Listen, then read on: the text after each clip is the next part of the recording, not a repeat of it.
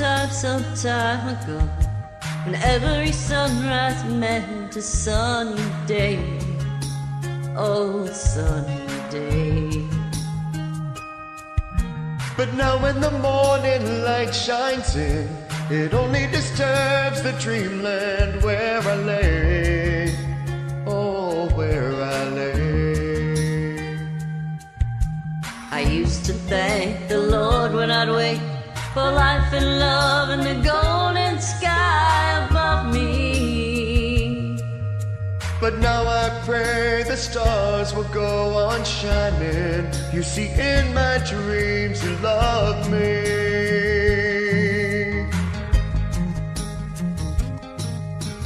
Daybreak is a joyful time. Just listen to the songbird harmonies. Oh, the harmonies. But I wish the dawn would never come. I wish there was silence in the trees. Oh, the trees. If only I could stay asleep, at least I could pretend you're thinking of me.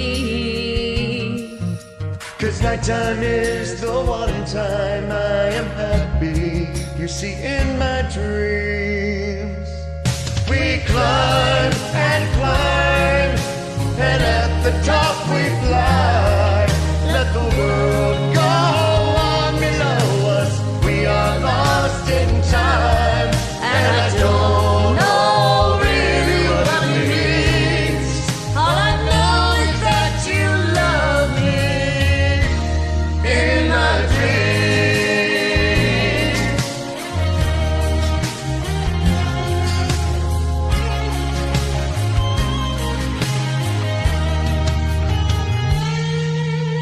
I keep hoping one day we'll awaken,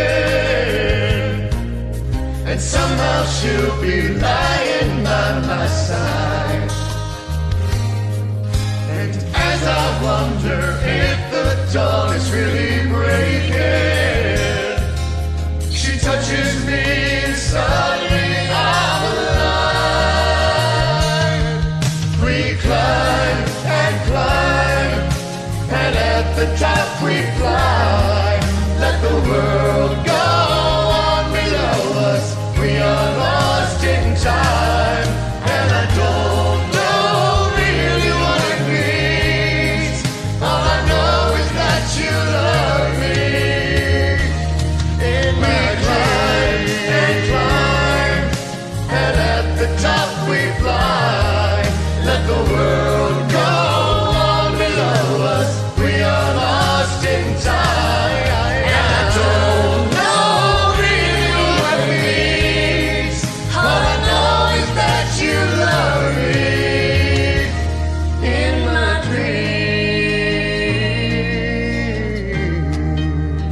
Oh,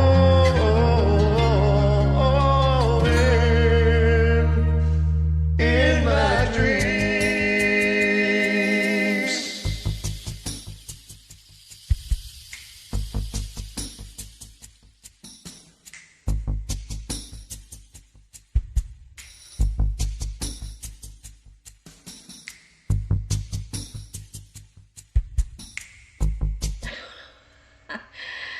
Good evening, everyone.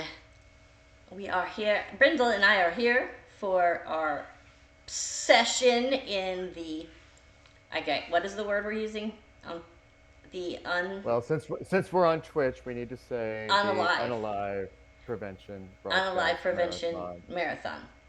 Marathon. We're not allowed to say the word, but most of you know that September is Awareness Month for Okay. staying alive. We want you to stay alive, and so we're here. Synergy Radio has been here all day since early yesterday morning. Was it? No, or was it this morning? Yep. We started Yesterday morning. Oh, I can see my time is all with the church service, and that was awesome. And then we have had all kinds of DJs, past and present, step in. It's been fun. We've heard a lot of good music. And we're going to hear some more good music, but mostly just like usual, you get to have the feels when Brendel and I are on the, on the Twitch. That's how it works. Or just when Brendel's around. Could Period. be. Yeah. But it's going to be how it's going to be today. We're going to share a little bit more maybe than the others did, and get a little personal with you, but we want you to understand that we're here for a reason, and we really want to hope if we could get to one person and make them change their mind about something, it's worth the whole 36 hours. Absolutely. So, I was reading a meme today, I guess it was a meme, but it was a story about a young boy who was on the beach, and there were a lot of starfish that had been washed up, and he was picking them up one by one and throwing them back in the ocean. Stranger comes up and says, "What are you doing?" "Well, I'm helping the starfish by getting them back into the water because they're stuck on the beach."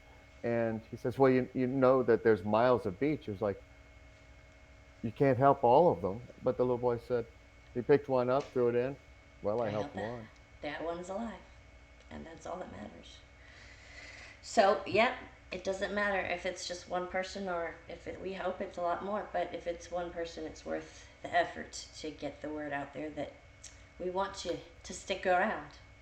There's more. Absolutely. There's more to life to come. Do we know that we are hearing you? I want to make sure that is not a problem. Oh, if I'm being heard? Yes. I have no idea. Because I don't see your thing bouncing around like mine is. Well, that would suck. Yeah, and then we don't want to continue if that is the case. So I'm going to turn on Twitch and make sure that we can hear you. Okay, sounds good on Twitch, just not on Xeno. Oh, I don't know what to do on Xeno. I can't do anything without Jason for that. I don't know. Thanks for letting us know in the Twitch chat, Amelia. Appreciate it. Yes, thank you.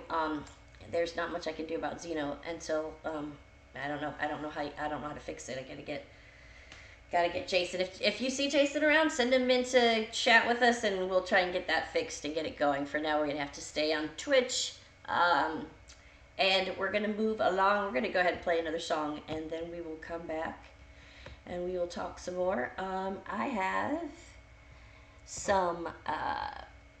This is Emmy and Mr. Mock, I think it is. I don't know. With Break Even. Thanks for joining.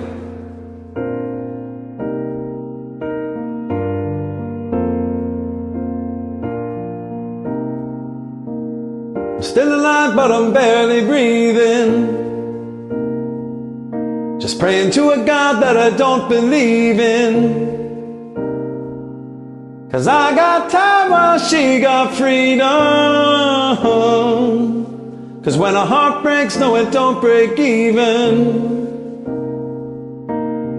Best days will be some of my worst. Finally met a girl that's gonna put him first. Well, I'm wide awake, he's no trouble sleeping. 'Cause when a heart breaks, no, it don't break even, no. What am I supposed to do when the best part of me is always you? And what am I supposed to say when I'm all choked up and you're okay?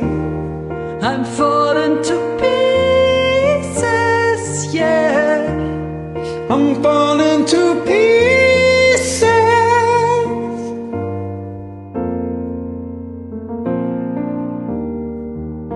They say bad things happen for a reason, but no wise word's gonna stop the bleeding. 'Cause she's moved on while I'm still grieving. And when a heart breaks, no, it don't break even, no. And what am I going to do when the best part of me was always you? And what am I supposed to say when I'm all choked up and you're okay? I'm falling to pieces, yeah. I'm falling to pieces, yeah. I'm falling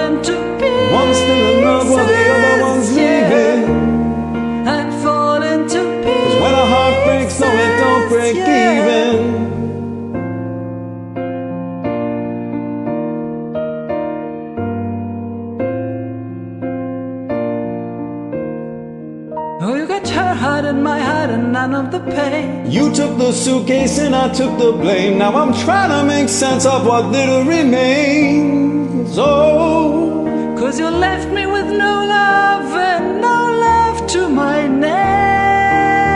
Still alive, but I'm barely breathing. Just praying to a God that I don't believe in. 'Cause I got power, she got freedom. 'Cause when a heart breaks, no it don't break. No it don't break, even though. What am I gonna do when the best part of me was always you? And what am I supposed to say when I'm all choked up and you're okay? I'm falling to pieces, yeah. I'm falling to pieces, yeah. I'm falling to pieces. One's still in love while the other one's leaving. I'm falling to pieces. 'Cause when a heart breaks, no it don't break even. I don't know if I got that all right. I'm sure what you add will make it just wonderful. Thank you so much for coming. Peace.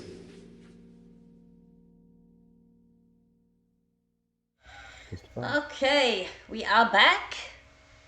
That was Emmy and Mr. Mark with a mashup of Break Even and Falling to pieces. Fall. That's the words from Break Even, though, I think, isn't it? Fall. Wait, I don't know. It was a mashup, and it was cool, but it was about breakups, It was cool. which is sad, which is what a lot of people go And I love through. hearing from Amy. Huh? I said I love hearing from Amy. Yes, she's very Sure, good. shit, That she's was always awesome. amazing. That was great. I haven't met Mr. Mr. Mark. Mark. He's new, but I like that. That was cool. It was. And so, anyway, along the lines of breaking up. Uh-oh. No. Just I'm just saying that no.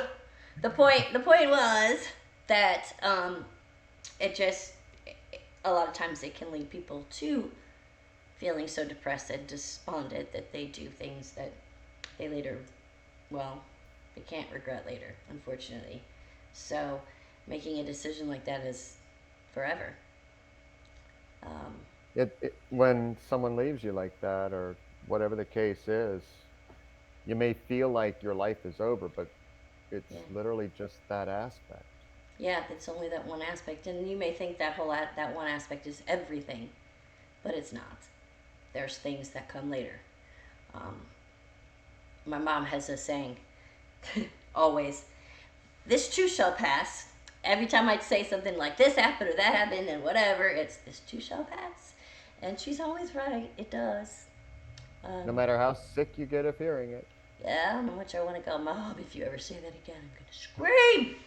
No. But she's right. You get sometimes you get in a mood in a day where you just are so tired of everything that you just want to just give up. But we tend to forget the next day things could be completely different, and you start all over again. It may not be perfect, but we start over again, and we keep It's like going. this morning, I woke up in a complete funk. And But and then I decided to- said, I need No, you but to then I fill decided it. no, this happened before. Okay. Because I woke up in a complete funk, and I'm like, where the heck did this come from? I'm like, no. So I changed my mind. There you go. I was in that funk yesterday. Rob Knass said to me what was wrong, and I was like, nothing that I can pinpoint. I just, bleh, That. just feel that way. Sometimes you just feel that way. And nothing seems to go right. Today has been a complete disaster. Nothing's gone right. It's been I'm surprised that we're being heard or anything else at this point, but it's just been one Well, of those never things. just ended, What was that? and nothing just ended. Yep. It's never just ended, nothing just ended. And it's Because tough. we're live, we're That's heard, right. at That's least right. on Twitch. We're not being heard on Zeno, and we apologize to those of you who prefer to listen on Zeno. I don't know what's going on exactly with that hookup. I'm doing something wrong, apparently. Go figure. But we'll figure it out and we'll get back on there. And I hope that somebody steps in today, because I hate that we're off the air for this on Zeno right now. But we have a few more songs. We're going to step away again, play you something else from these wonderful people at Synergy Radio and beyond. We have people that have come from other stations, other places, whatever, that want to contribute. So we have some really great music. This next one is an original written by my child when he was 15 years old. So it's kind of special. It's called Float, and this is Josh. Blank track for Joshua.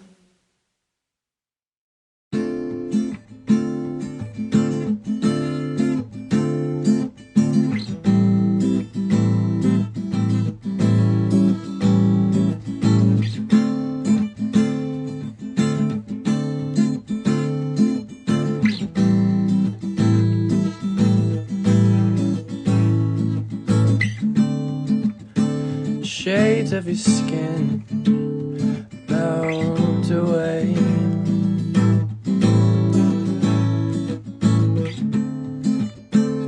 Colors that bring happiness my way.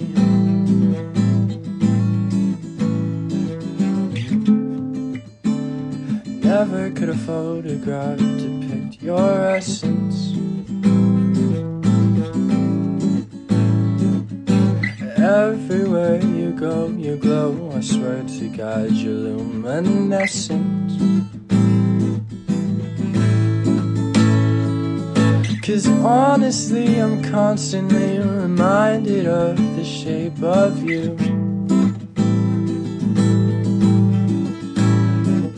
Geometry, a galaxy of stars aligned, a perfect view.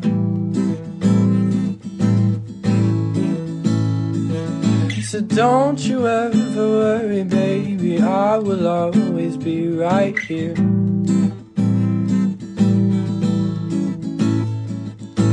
We can float together, love, please tell me you won't disappear.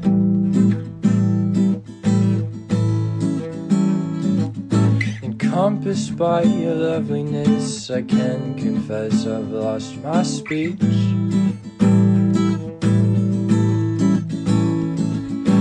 Climbing up to free my mind of all the things I cannot reach.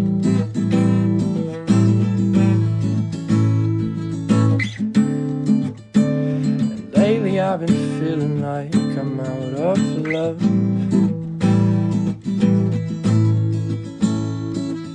But baby, I feel butterflies every single time we touch.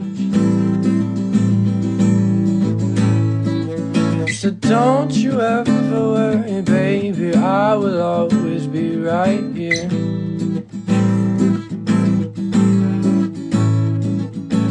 We can float together, love, please tell me you won't disappear.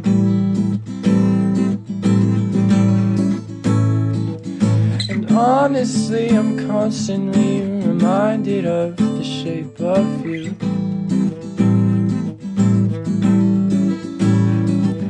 Geometry, a galaxy of stars aligned, a perfect view.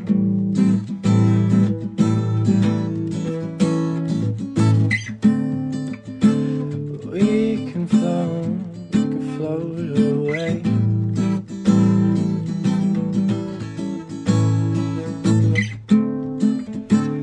We can float away. Float away, float away,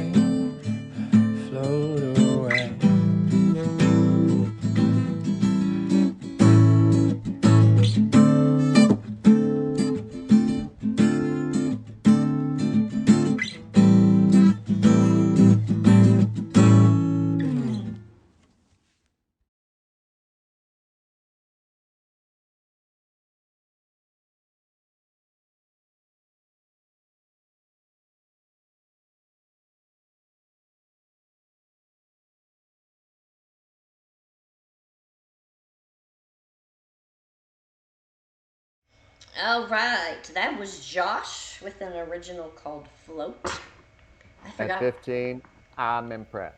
That was great. Yeah, he's pretty. He's. I can't. I shouldn't. I'm not allowed to say it, but yeah, he's awesome. You're I'm allowed to allowed say to it. say You're a that. mama. That's right. You're a Uh, proud mama, and be a proud mama because, damn. he's got the talent. You know Yeah, he what? All does. right. He While you does. are you gonna? We're gonna have Riddle's gonna give us a little information about his Untriggered show, um, and some of the things Well, that they went through this morning. Untriggered isn't the show. Well, Untriggered's yeah, the the group on Facebook where I base all of my life coaching and reading practices. It's free to join. Just look up Brindle Wolf Untriggered. You know how to spell Brindle Wolf by now, and if you don't, well, just looking look at the screen. on the screen. Look on the screen right now. Write that down. And if you're listening on Zeno, then you're getting a lot of dead air right now. Yeah, you're not hearing him anyway. So if you're on Zeno, you're only hearing me. I wonder if I can fix that. I can try. I don't know. We'll see what happens. Well, maybe by the time we get off of here at 6, 7, 8, whenever. Yeah, then it'll be time for it to work. Right, right. I don't know. No, Untriggered. I chose that name because so many people walk around triggered in their emotions all the time. They don't know how to stop it. They don't know how to get out of it.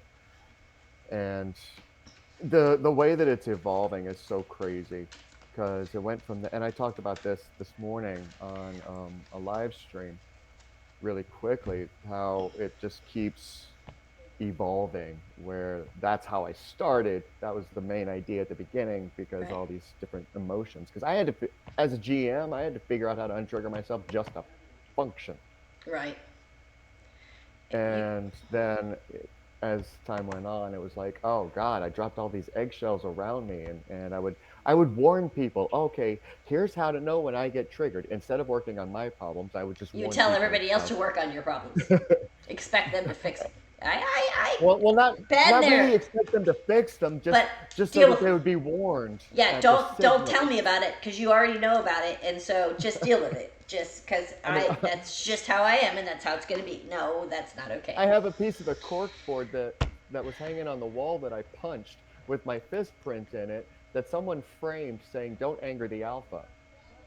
Well, my dad has a table at home that is made from a door where he punched his fist through the door when we were young kids, over a stupid fight about what we were having for dinner with my mom. He punched a hole in the door, so she made him make a table out of it and keep it. So we have a table that is a broken door. So gotta have a reminder. That's that's crazy. He never punched a hole in the door again. Of course, he cried in the bedroom with his holding his hand and his knuckles in it or bleeding. So maybe that was a deterrent in itself. I don't know. Could Could be, be. could be. I mean, I wasn't able to function at work for 6, 7 weeks. Yeah. So I just kind of stood around and watched everybody try and keep up with what I used to do, and it was a little bit cathartic at the same time, because I was like, Right. but then, after thinking more about it, it was like, wait, when we just walk around and we're just completely triggered, we're not working on our anger, we're not working on our grief, we're not working on whatever it is that's holding us back from being who we are and what we love, and all of these other things, we're addicted to it. We're addicted to misery. Sometimes I think not just the misery, but the drama that brings the misery is what seems to be what everybody's addicted to, especially in our little world. It's And then constant. today, while I was doing my morning fragrant qigong, which sounds weird, but the energy movement is supposed to create a scent. It's very woodsy for me when That's it happens. that's kind of But cool. while I was doing that, because you can watch TV while you're doing it, I was watching an episode of a show called Rewired with Dr. Ron or Don. I can't ever remember. I know it's an on, It's on. Espinoza. It's But an on. he was actually talking about how, when we're under great amounts of stress, and where the cortisol is just flying and flowing and from the stress, and it happens often enough that the body actually gets addicted to that chemical release. So misery actually is an addiction if untreated. And I had no knowledge of this until I watched this program. I was like, I completely intuited this fact. Yeah. And it is scientifically proven that we will actually train our wiring to release certain hormones constantly because we're always in stress if we're allowing that to happen. Right. And if you're not So the allowing it to body, happen. yep, and so the body will actually create those or look for ways to create those because that's how it knows how to function. Meanwhile, we're getting sicker, we're feeling more tired, we're irritable, moody, Yeah. and All of all those we things. really have to do is change our mind. Yeah. That's a hard thing to Because do we can, sometimes. it is a hard thing to do, and we can actually rewire our thinking so that these chemical imbalances stop. I mean, can you imagine being. There's something that I'm gonna share a little bit. Probably gonna get a little emotional, so bear with me. Um, when I was 18 years old, I was raped. That was my first experience with sex, as well. So it kind of fucked up my view of everything, of love, of sex, of the whole business. I was in and out of hospitals. I was in on and off medications. They tried to put me on lithium. It caused me to have a seizure. I got on another medication they put me on, and I left the doctor's office and hit a cop head on because I had a reaction to the medication. And I spent a good, let's see, 28, 30, I'm giving away my age, a good 40 years um, miserable. Went through 4 marriages, just didn't. I had no will to live. I had no will to do anything most of the time.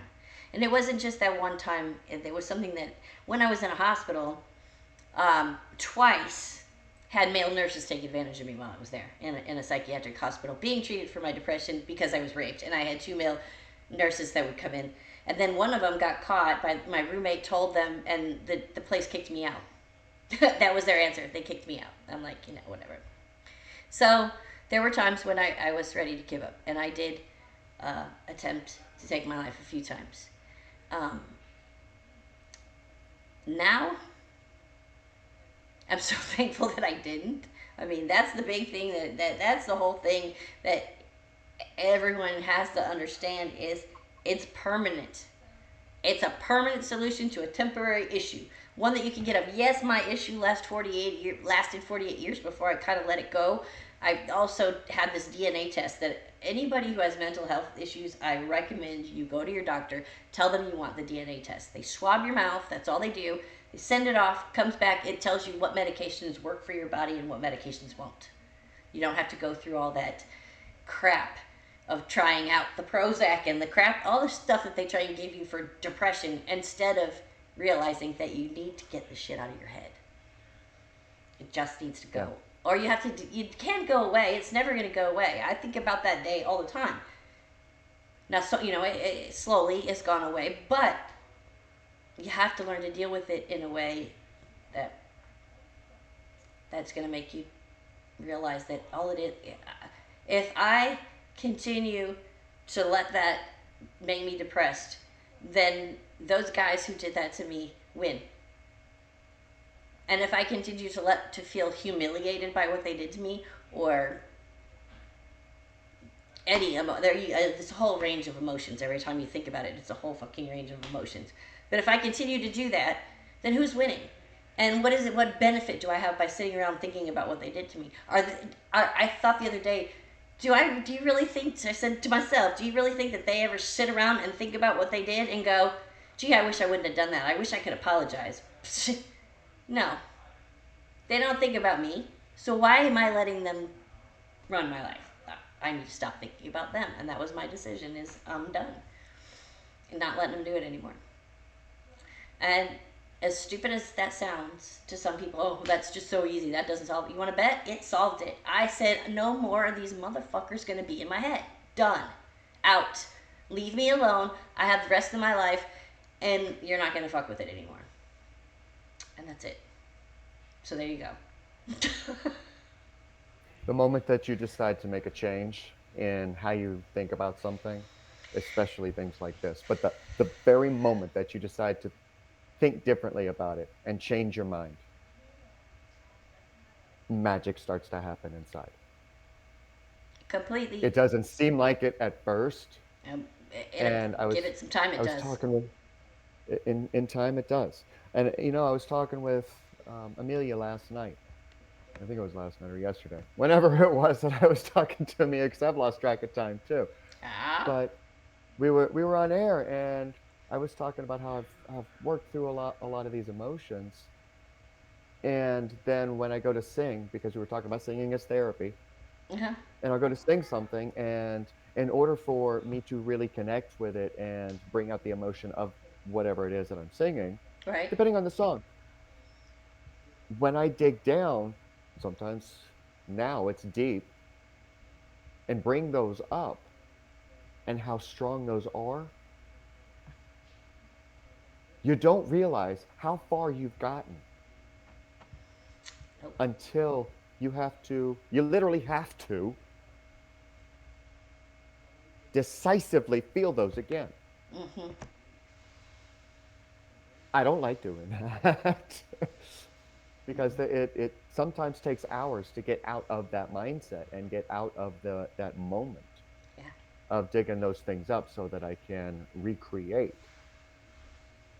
But the amount of difference and pressure that coming out of that made me recognize just how much work it took to get to where I have.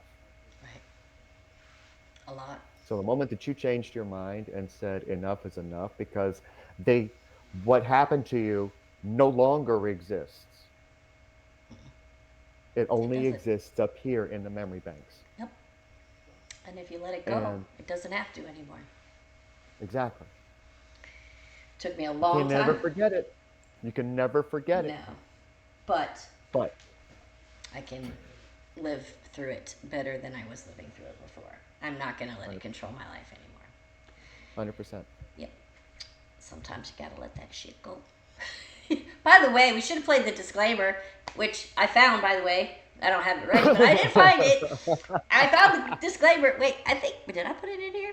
Anyway, I found the disclaimer. We did not play it, but you can go ahead and say something real quick. We need to watch our mouths, too. No. I'm just playing.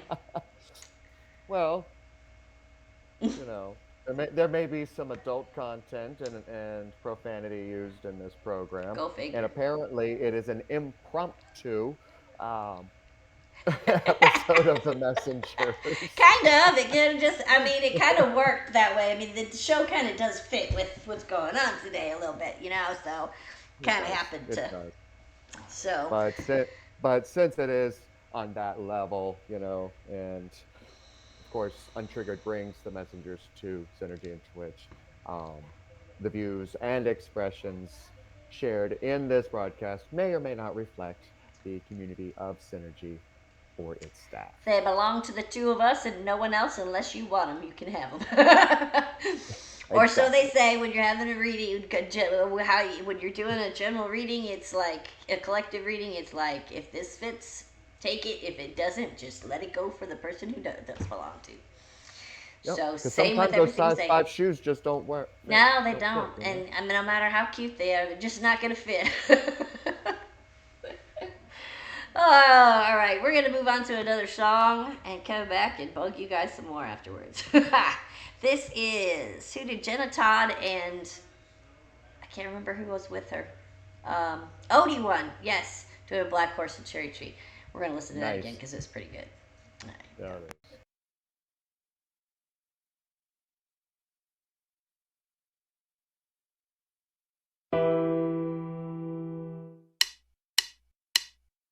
Two, three, four. Woo-hoo. Woo-hoo.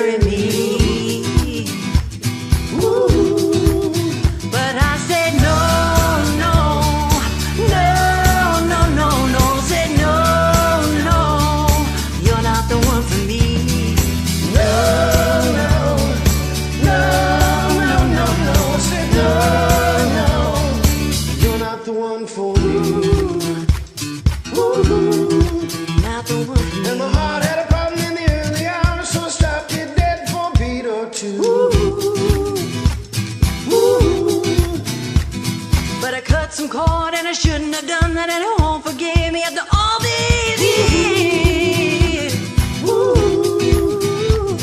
So I sent her to a place in the middle of nowhere with a big black horse and a cherry tree. And that cherry tree. Now I won't come back 'cause I told so happy, and now I've got a hole for the world to see.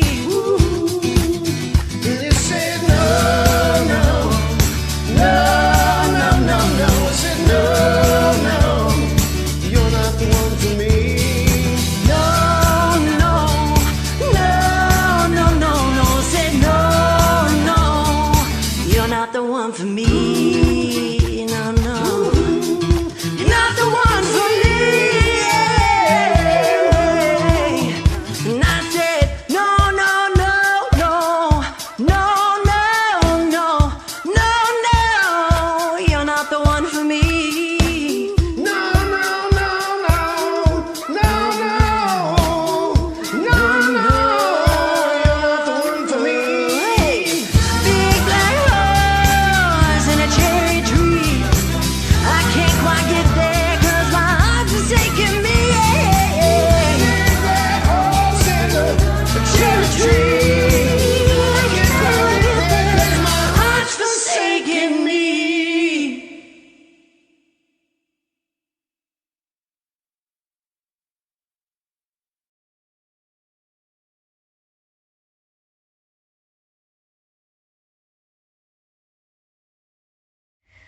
All right, we are back. That was Odie One Canody and Jenna Todd, and that was fantastic. We heard that the other day, but I had to play it again. Yeah, 'cause it was I don't so- get tired of that song. They did Yeah. such a great job. It's a great song, and the two of them have great voices, so it was amazing.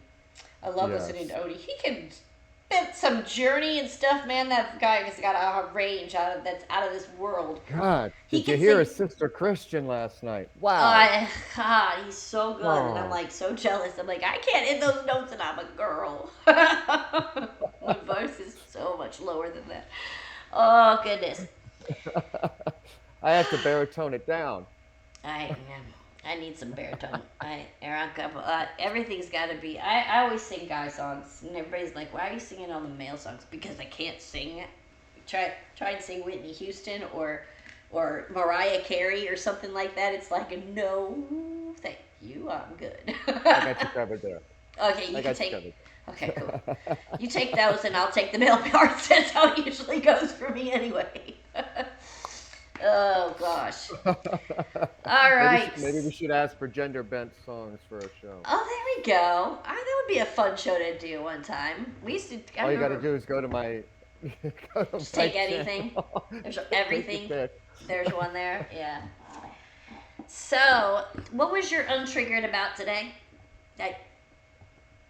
The live stream today was about how when we're under stress, and I can go a little bit deeper into it real quick.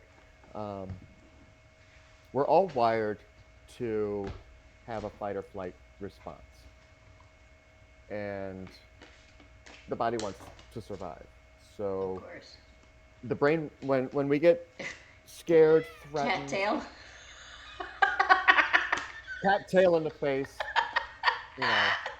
I mean, Excuse her. if that causes an adrenaline Excuse rush, her. okay, You we should never probably know. have a different conversation. That's a whole. That's back to scissors back conversation. We ain't having those anymore. No. But I mean, think of the example that I gave over on Untriggered this morning was zebras. Was what? Zebras. Zebras. Yeah, they could be just chilling out on the grasslands, eating their breakfast, and all of a sudden they see a lion, and Whoa. immediately they are no longer hungry, They're not. They're just gone. and they're gone. They're running Yeah. because that hormone kick, that adrenaline kick happened. Exactly. The stress hormone was released and all that. Well, the same thing happens with us because we're animals too. We just That's true. have a different way of communicating and being able to make changes to everything else, which is a whole nother conversation. Yes. breathe. Uh, but when we get under severe amount of stress with having to get up, go to work, where our finances are not where they need to be, we're worried about kids, we're worried about whether or not we're going to take care of the customers, take care of the boss, just so many got tos. Today was And a we big live in gut too. this, too many of us live in this constant state of stress and the cortisol that's run. There's so much more scientific information that I'm not even going to try and Right. share. But the release of the cortisol, the wiring and the adrenaline rush, the body starts to crave it, Right. kind of like a drug. So we get addicted to this feeling. Even if it's uncomfortable, we just get addicted to it. I mean, well, if you think about The chemical taking brain. taking drugs, Right. eventually it starts to wear off and you start to feel gross. So And you you want need it more back. of it. And Yeah. then you need more and you need more and you need more. Same thing happens completely naturally. We do it to ourselves in the way that we think and how we respond and what how we deal with our issues. So if you don't take a moment, at least 20 20 of them, 20 moments a day, 20 minutes, moments a day. 20 moments a day, and just stop Yeah. and just think. You can actually imagine the most beautiful place that you've ever wanted to go, that you are sitting there, walking there, enjoying it, smelling it. You can have all of these things in your imagination. Unconscious doesn't know the difference. Right. It will actually make the perception that you are in a state of bliss and that you are in a state of happiness. And making a practice of this every single day can reverse a lot of the effects that stress will have on your mind, on your body, your On your dark organs. circles under your eyes and when you never sleep. Well, too much caffeine. Stress. Oh gosh, yeah, I hear you. There's a lot of there's a lot of it's like everybody just driving down the road, just dealing with people's aggravation and I think we froze. did we Oh, there you freeze? are. It was for a second, but I thought I saw it move, and then it was. I was doing some weird little things there. I was like, all right, we're gonna have a little funky psychedelic stuff going on. Anyway, what was I forgot what I was saying totally. I don't um, know because I'm watching Twitch to see if it if started we back up and it are looks we like it's still frozen. are we frozen on Twitch? Great. Well, I just guess we just keep talking because I don't know what else to do. I don't know how that works. Okay, it's starting to catch up now. All right, But cool. now there's a huge lag. Oh gosh, I'm sure. I'm sure. Y'all, if we say something strange or whatever, just know that the lag has reached epic proportions. We could be all over the place. There's no telling. There's only 3 people watching anyway, and 2 of them are us. Oh gosh. Anyway, let's Well, quick shout out to Mersh and Yoda Man. I know that they're watching. Appreciate you guys Oh, are they for cool? for listening. Marsh, I miss you. Come back. Damn it. He needs to Yes, come we back. need you back, Mersh. When you get settled, no He's, pressure, none he's my OG. whatsoever. He's the only one. Well, now, yeah, no one's there that was there from the beginning. He's the only one that was there from the get-go of KBKJ. KBKJ would have been 2 years old on the 15th of this month. So Oh wow. it's kind of cool. That kind of time went by. But hey, we got synergy, and that's all the better. You know? I'm looking at the little things. I got this flashing red thing in the corner, so I'm like, okay, something going on. I don't know what it is, but anyway, we were speaking to Brandon a little while ago. I'm gonna have Brandon sing "Toxic." This is gonna be interesting. I think we heard this the other night, but I missed it. It's got to. I just Okay. Brandon singing "Toxic," and okay, we'll find out.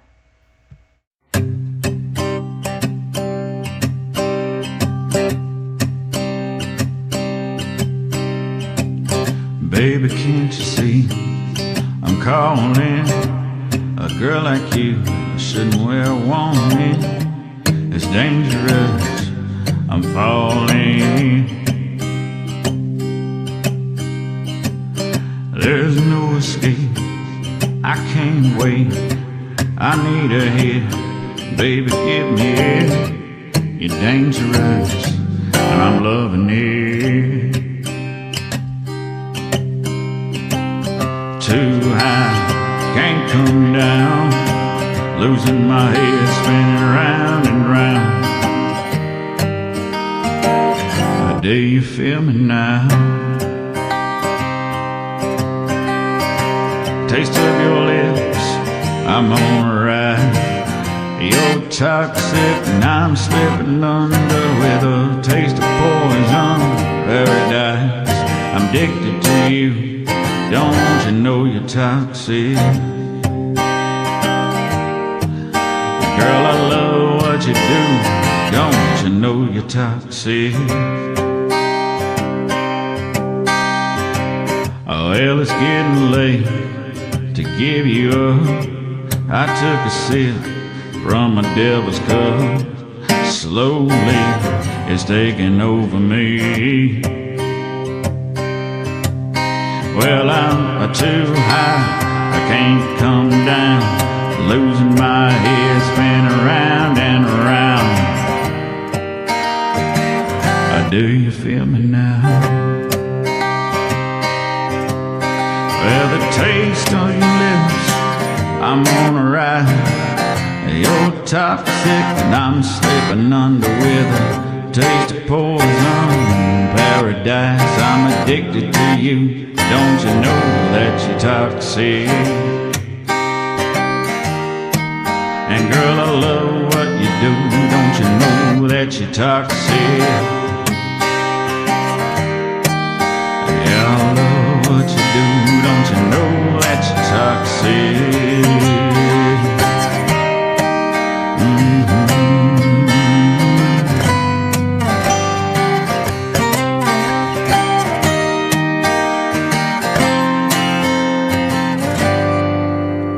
The taste of your lips, I'm on a ride.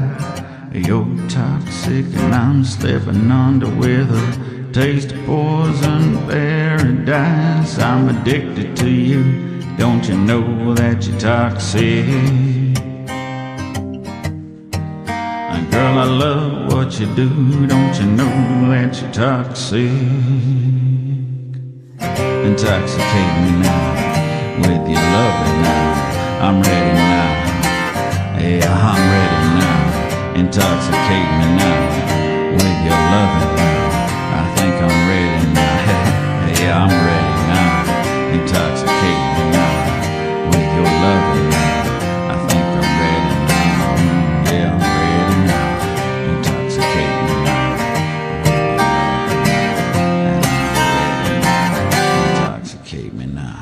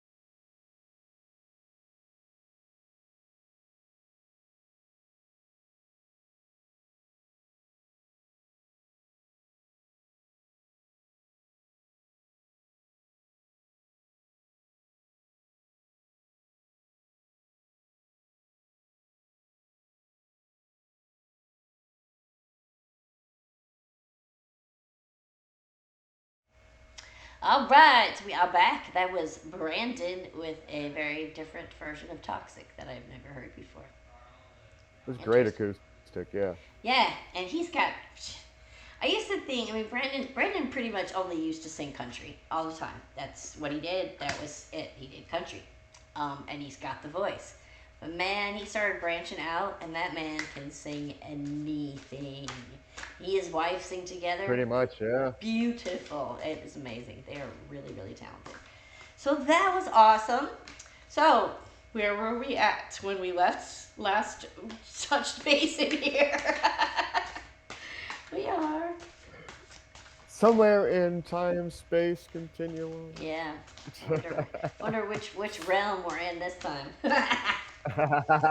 Doesn't seem like a very happy one for me today, I'm telling you. It's not been a good one. The picture, well, the pictures keep freezing on Twitch, but you know it's all right. It's all good. At least they can hear us. Right. That is true. So,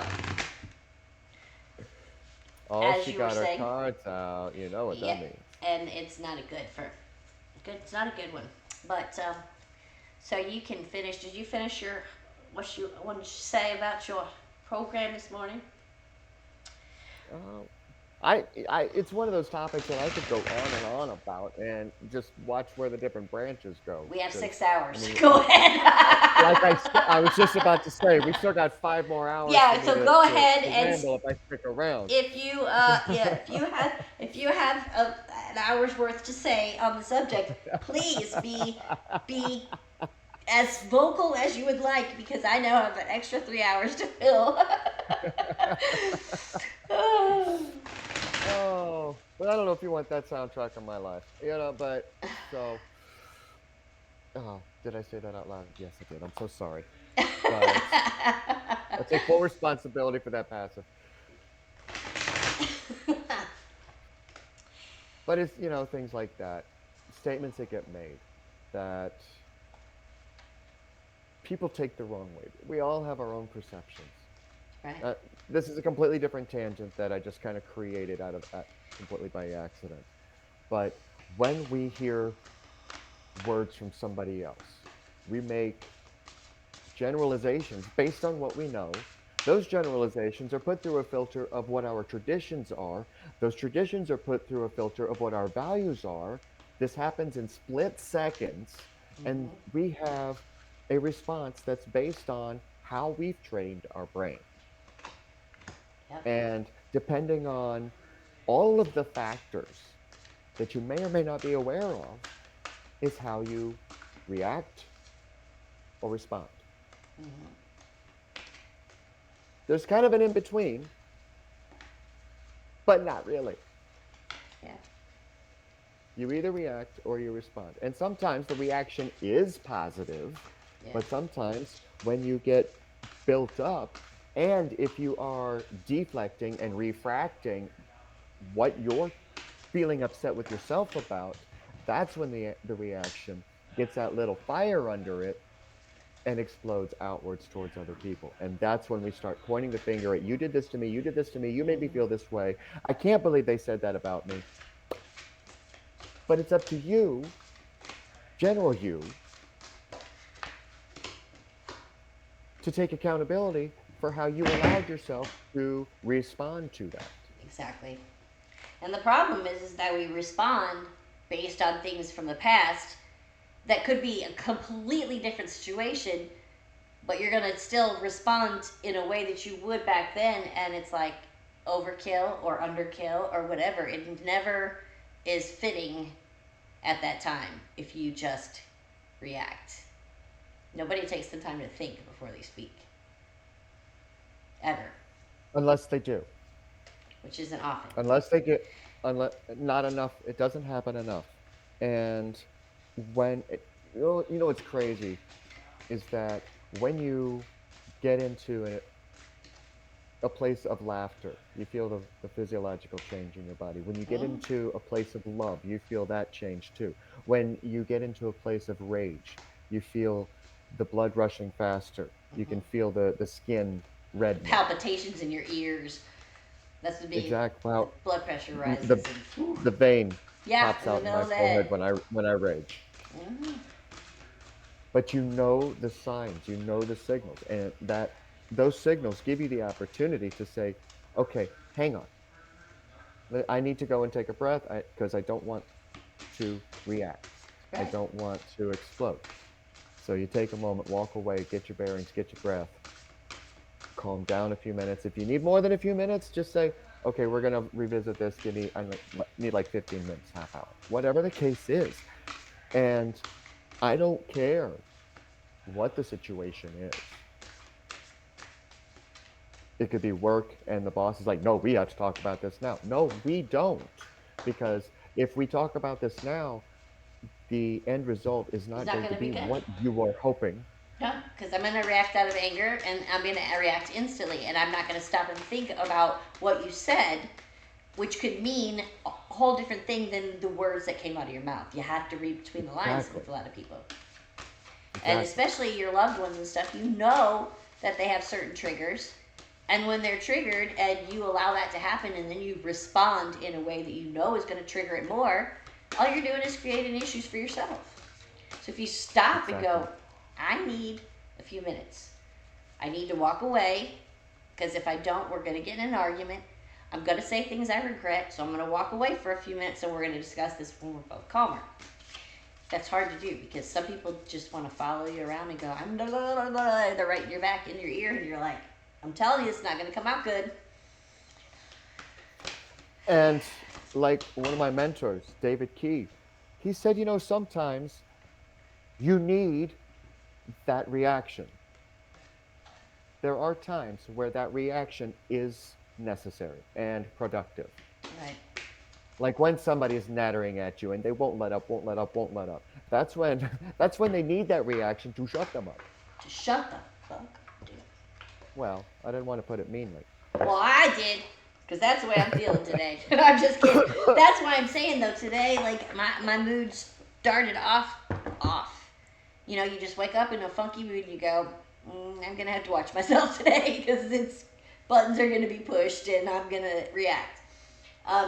So you try to say, this is not a good time for this, but it seems like whenever you're in that mood, that's when things come up. And you go, now what? Oh, and my favorite or least favorite is kitchen sinking. You ever kitchen sink somebody because you held so much back that you didn't tell them, and then all of a sudden they trigger that one emotional outburst, and all of a sudden you're telling them about the Easter party that you went to with a friend and how upset you were that they weren't there with you. Even though you didn't know them.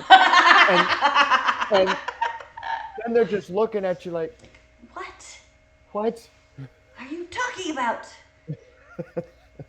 I know. It's like, both Rob and I have had this in the past few weeks where one of the two of us has woken up and having a dream about the other one. And it's never good. When you have a dream about it, it's always something bad. It is. I don't dream unless it's bad. But I had a dream and I woke up pissed off at him. Knowing logically, this is really dumb to be mad about something that didn't actually occur, but you're dreaming about it and you're letting it get to you. We had a whole conversation driving from here to Chattanooga about the one thing that was bothering me because it came up in a dream. And it's like so unrealistic, but it's there. So then what do you just gotta get rid of it. better out than in, though, right? Everybody, it's funny because everybody has different experiences, and you can't expect everyone to respond the way you do to everything, because you gotta stop and think that every single second of your entire life has brought you to where you are now. It doesn't matter if it was the dog running up to you in the parking lot that scared you when you were 2. Where that came from, I don't know. But anyway, everything that occurs in life causes you to react in some way or another, and then it's there. It's already there. And then a situation comes up again, you might react the same way out of habit when it's not really the same person, it's not the same thing, it has to be dealt with in a different way. But we have a hard time with that. Yeah. And when traumas happen, they lay a foundation for generalization. Right. And for some people, going to therapy and picking at that scab time and time again helps. Does help some people. Most people. I'd say I recommend it for most people. For me, it wasn't. Well, therapy was okay. It was group therapy that I had an issue with. I don't want to go listen to everyone complain about how miserable they are when I'm trying to be happy. That was just my point. I'm going here to try and feel better, and all I'm hearing is misery from everyone in the room. It's not helping me feel better. So I was not with the group into the group therapy. But for some people, it's good to go because they need to hear that they're not the only person that this shit's happened to. They need to know that they've got somebody else that they can talk to that understands where they're at. It depends on the person. It's something I always recommend at least trying, for sure. Yeah. Especially if you feel like you're the only one. Yeah. And none of us are the only one. Nobody's the only. There. It doesn't matter what you've been through in life. Somebody else has been there too, and they can either help or hurt. But for the most part, just knowing that you're not alone can be a big help. Yep. And that's kind of the point of this whole weekend, isn't it? Yeah. That we need to reach out. It's almost like without the refreshments, unless you get them yourselves, or the folding chairs in an old gymnasium that smells of old socks. It's literally like group therapy, and just raising our voices, reminding everybody that you're worth it, and whatever you think is so bad isn't. And it will pass. It's not worth giving up completely, because once you do that, it's permanent. Yeah. And it's scary. You can fix you. Yeah. Unless. I mean, that's kind of why I brought up what happened to me, because I thought I'd never be happy in life. My relationship with Rob is the first normal, well, it's not normal, but the first relationship I've had in ever since I was 18 years old. Well, let's define normal. Does it make you feel good? Yes, that's what I mean. This is the first time I feel good in 18 years. Not even in my marriages was I ever deeply in love, because I couldn't trust anyone. So it's a new normal. It's a new normal for me. It's actually love, and it's actually caring, and it's actually commitment. None of that stuff. Because your old normal sucked. Oh, my old normal definitely sucked. My old normal. But you decided to change it. Yes, because my old normal was abusive and hateful and hurtful and constantly pain. So this is not. However, it wasn't easy, because we all know that he has gone through his own issues. I don't know that. I'm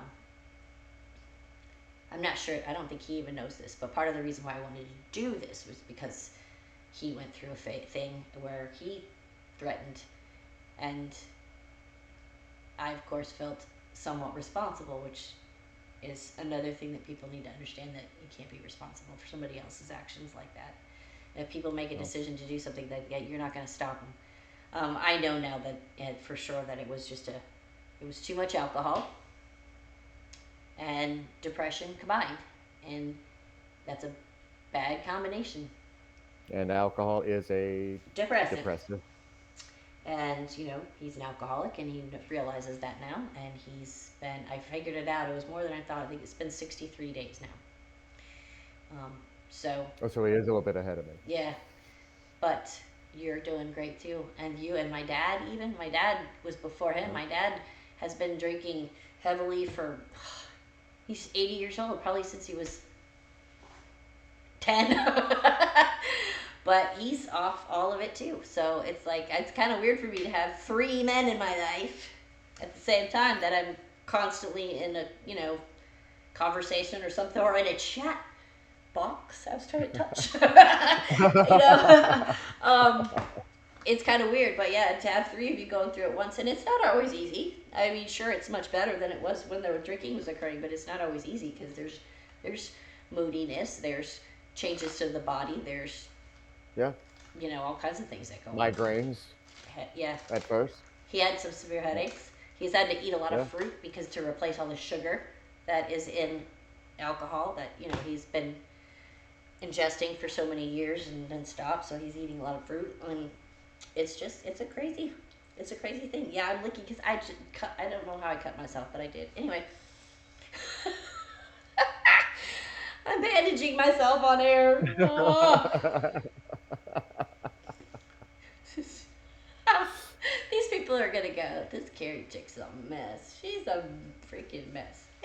Yeah. Well, you know what? You know what? I like my mess. What they think about you is none of your business. That's right. We went through this, and it's funny because I started thinking. I never thought about that in that way before, and when you said that, I was like, it's really not. It may bug the crap out of you because Do you you want know everybody somebody's to know talking. how you think about them? No, absolutely not. Okay. And Then they, how they think about you is none but of your that's business. that's the problem is that you're thinking shit about somebody, so you're not thinking they're for sure thinking it. So you want to know what they're thinking because they're telling somebody else. No, it's not. You're right. It's absolutely nobody's business but ours. Anyway, we will play another song. Let's see what we got next. Bringing me down.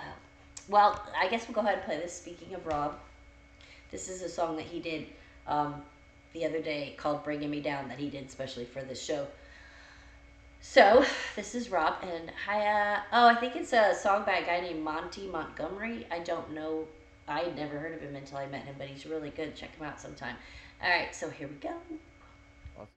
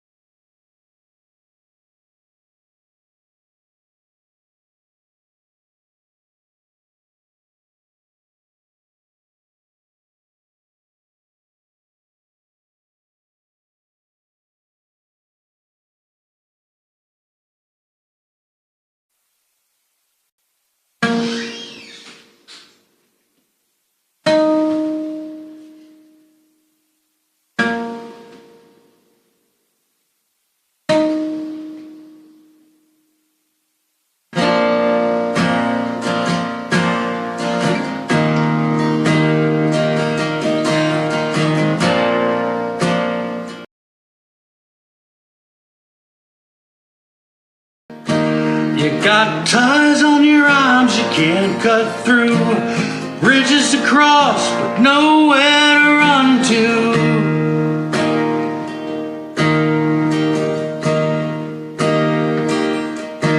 You don't talk anymore when the light is on. You want someone to hold but won't turn around.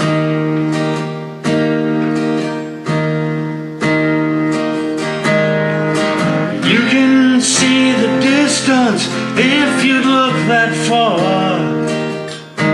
Is there some place that you'd rather be that I can't go?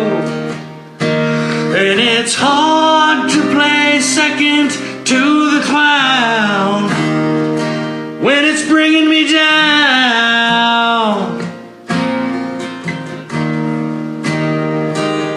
It's bringing me down.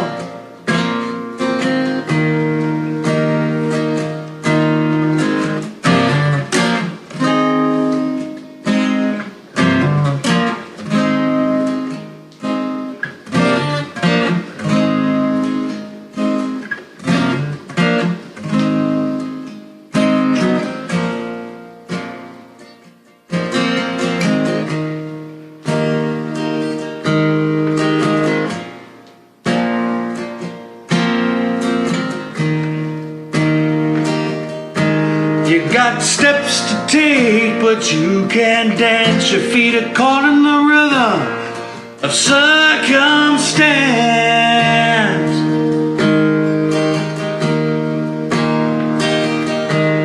There's a light in your eyes, it's blinding me.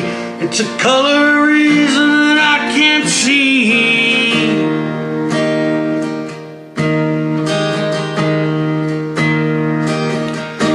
Whoa, you can see the distance if you look that far. Is there some place that you'd rather be that I can't go? And it's hard to play second to the clown, and it's bringing me down,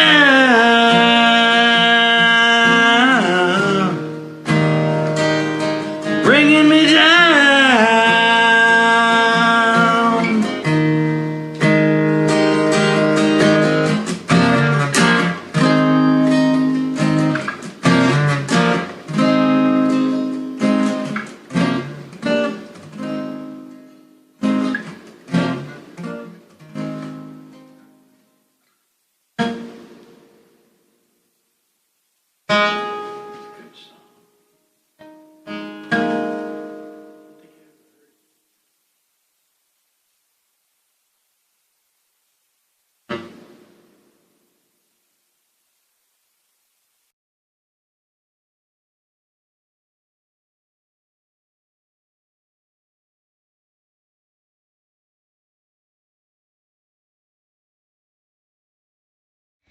I lost us for a minute, so sorry. Uh-oh. We're back though. I found us again. So that was my other half, Rob, and that was Bringing Me Down. That was a song that had some meaning to him that he wanted to share for today.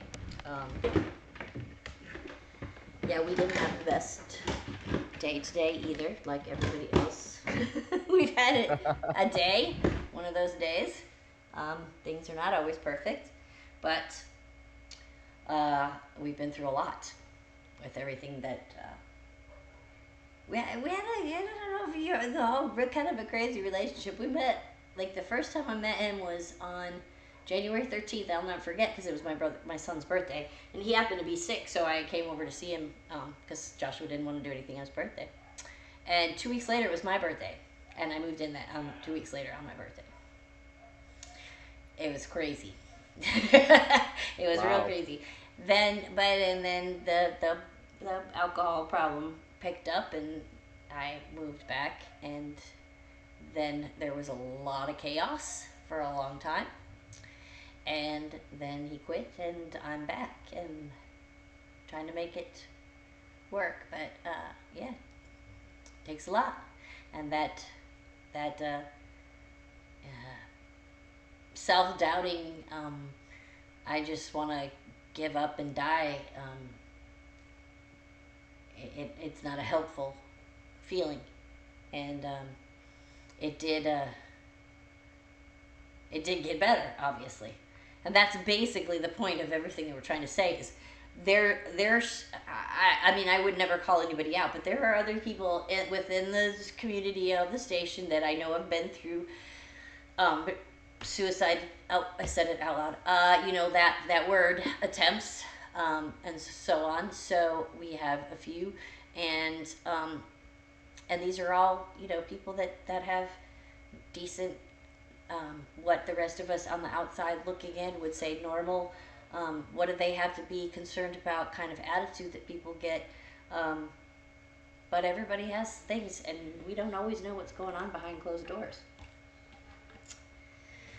Or even behind the fingers. Behind the finger? The one that I just stuck in the camera? No, the when somebody's chatting. Oh, yeah. I mean, some of us, I'm guilty, but and I'm sure that a lot of people remember in the chat that when I was working at Domino's, I would emotionally dump into the chat and didn't. Sorry, guys, I didn't really care who read it because it was literally a cry of help for me. Because it was like, this is how I feel. I'm sorry that I'm dumping, but I just gotta get it out. I'm a sharer, so I And understand it. Most people look at me and go, I can't believe you're telling everybody everything. I'm like, that's how I get it out. Otherwise, it's in here. yeah, It's got to come out. If it doesn't come out, then and I think people. Sometimes I will tell people right before I tell you this. Like if I get into a detailed story about like what happened to me or whatever, there's a lot of crazy details that are hard to hear. Um, and I will tell people, okay, I will tell you what happened, but I don't want you to feel sorry for me. I don't want you to get upset. I don't want you to do this. Oh my God, I can't believe. I don't want to hear that stuff anymore because I'm at a point where I'm done with it. I'll tell you, but don't react. So I will tell them ahead of time.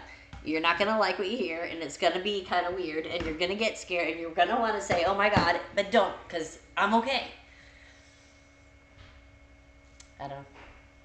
It's a lot, but sometimes you have to get it out, and I think that helps. Sometimes a room of complete people that you've never met, dumping it in there is a lot easier than dumping it in your house, at the feet of whoever, maybe. true. So And there's anyway, always somebody that personal experience was there. And that's another point of this marathon is dump if you need to. Even Dump. if or just say, is anyone around? I need to talk to somebody. And Yeah, then go to PM if you don't want to put it all into the chat. right. Because Because there's we got always people, somebody there, yeah, we got people here around the world. all over, and somebody's awake.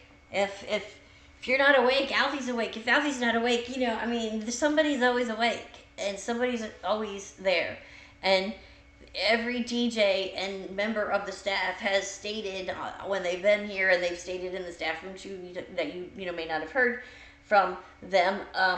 They're all willing to be here. We are all willing to be here. If you need to dump, do it. If you want to do it in PM, do it. If you want to do it in the main chat, go for it. Because then you'll have more people to talk to. And yeah, I know that some people go, I don't want to sit there and hear all people's sob stories and stuff like that. Maybe they need you to hear it. Maybe listening and hearing it will help. Not only them, but maybe you. Maybe they have something to say that you can go, you know what, I feel that way too. Gee, maybe we should work on this together or something. Anything. But if you can't do it in the main chat, every single one of us is available. There's not one single person on the staff that's going to say no. That we won't listen. Somebody will be around. Always. That's what's great about the radio station being worldwide and being all over the place. That we do have people everywhere. Something that just popped into my head with this conversation, and it kind of bothers me that this is even a possibility.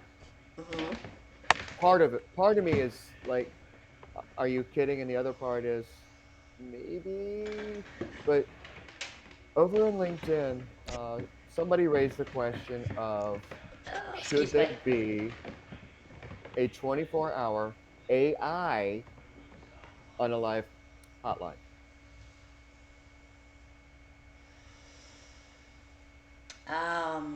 Wow. Should there be a computerized hotline for people who are considering? Because the numbers are so high and it happens 24/7. Do they not? Are they finding that there's not enough people to take these calls? Is that what the issue is, or? That's part of the problem. Oh shoot. But instead of going to computers and having somebody, because good Lord, how frustrating is it when you're trying to have a computer issue solved and you're calling a tech line and you get a computer Exactly. Imagine that has no idea. Feeling that you need to end everything, and you get a computer that just gives you directions on how to do this, and get more and more frustrated. That's not. No, I don't like that idea at all. That scares me a little bit. If it's an issue of needing more people, well, ask for more help. Yeah, because I can't imagine that. I would get so upset if I'm like, really? I'm calling a hotline because I'm really considering this, and what you gave me is a robot. I mean, between social workers, therapists, life coaches, bosses, Anybody, there's got to clergy, be somebody there are so many people that could be available for 1 hour a week to put the taking time in. phone calls to help people.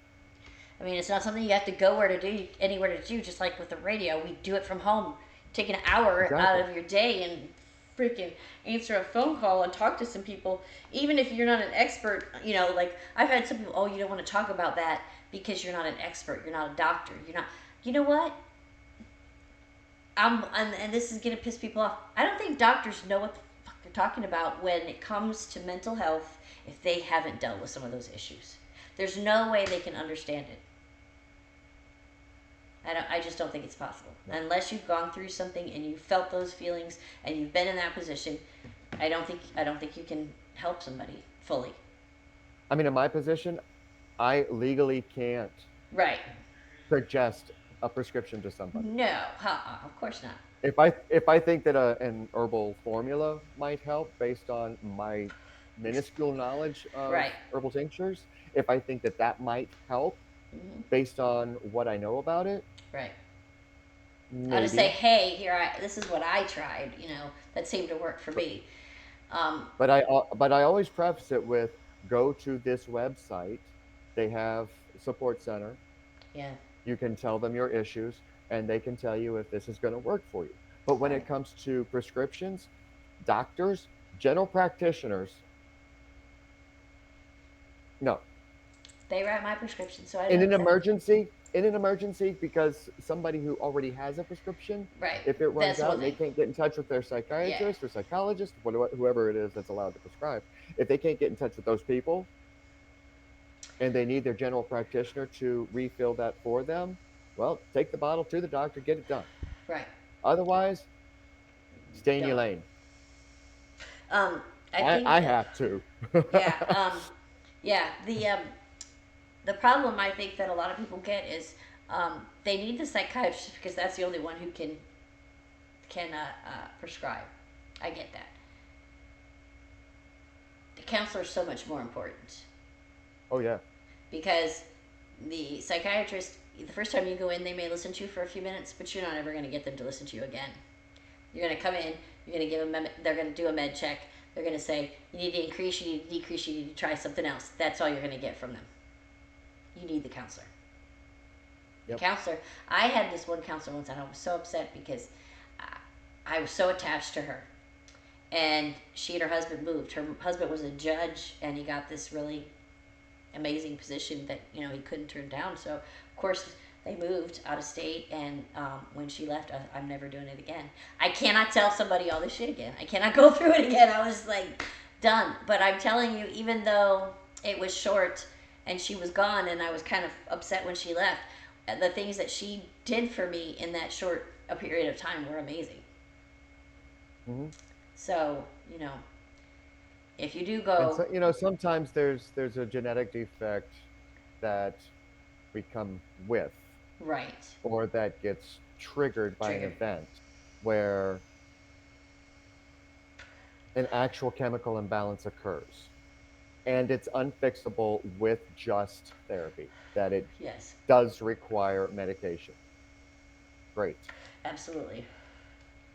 However, if prescribed a medication and there is no additional counseling, therapy, That's not gonna work. coaching along with it, It's not it's gonna a work. band aid. Yeah, it's not And gonna work one of in the it. reasons why, I'm just going to throw my own opinion out here. One of the reasons why, on all of the antipsychotics that you see advertised on TV, Oh that's God. probably why they have to say, well, if your thoughts of suicide increase, well, if that's something that has to be a disclaimer for a medication, number one, you really should think twice about the medication. And number two, it means they're not getting the kind of help that they actually need so that they can get through whatever it is that they're trying to get around.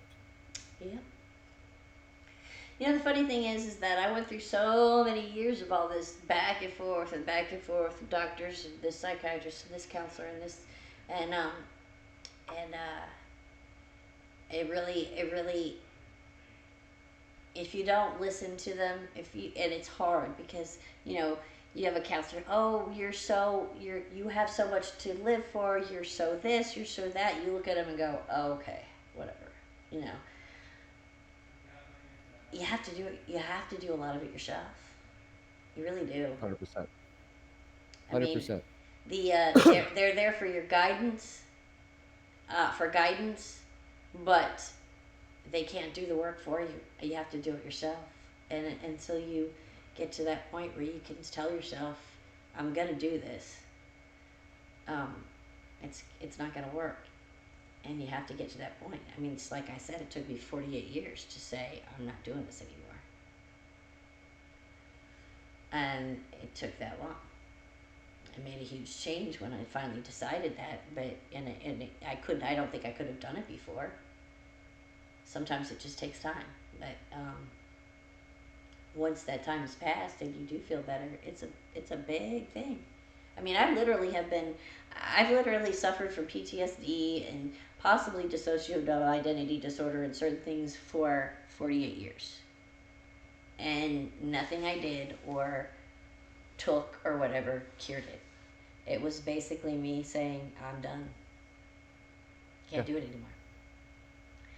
So, I call it want to want. Yeah. I wanted to be normal. I never felt like I fit in my entire life. I always felt ostracized. I felt dirty. I felt all kinds of guilt over what happened, like I should. It's just ridiculous that the stuff that you carry around that shouldn't be yours. It's not mine, it's theirs. If they're not going to carry it, then they can just drop it. I'll drop it. I'm going to drop it too because I'm not going to carry it for them. I'm done. Anyway. How about some music? Let's listen to some music. Let's listen to some At Last. Okay. Maybe I should not sing it. I'll let Cass and Cheeky sing it. Here we go.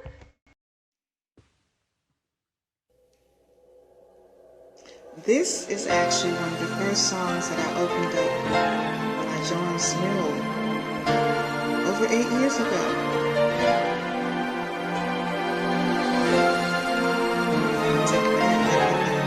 Thanks for joining. And thanks for listening. And last, my love has come along. My lonely days are over. And life is like a song. Oh yeah. At last, the skies above are blue. My heart was struck in the clover the night I looked at you.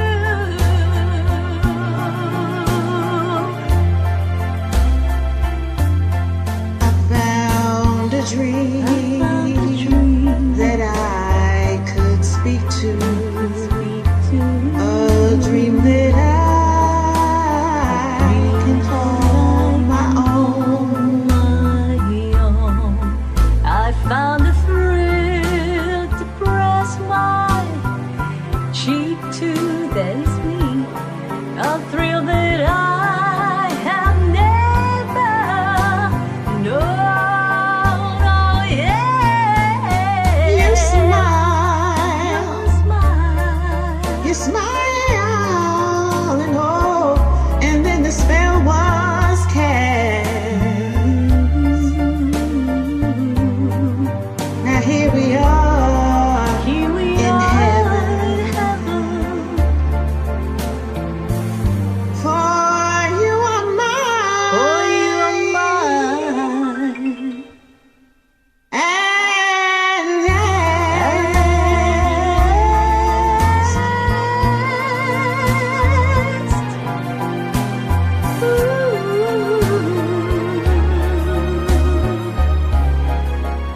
At last. At last.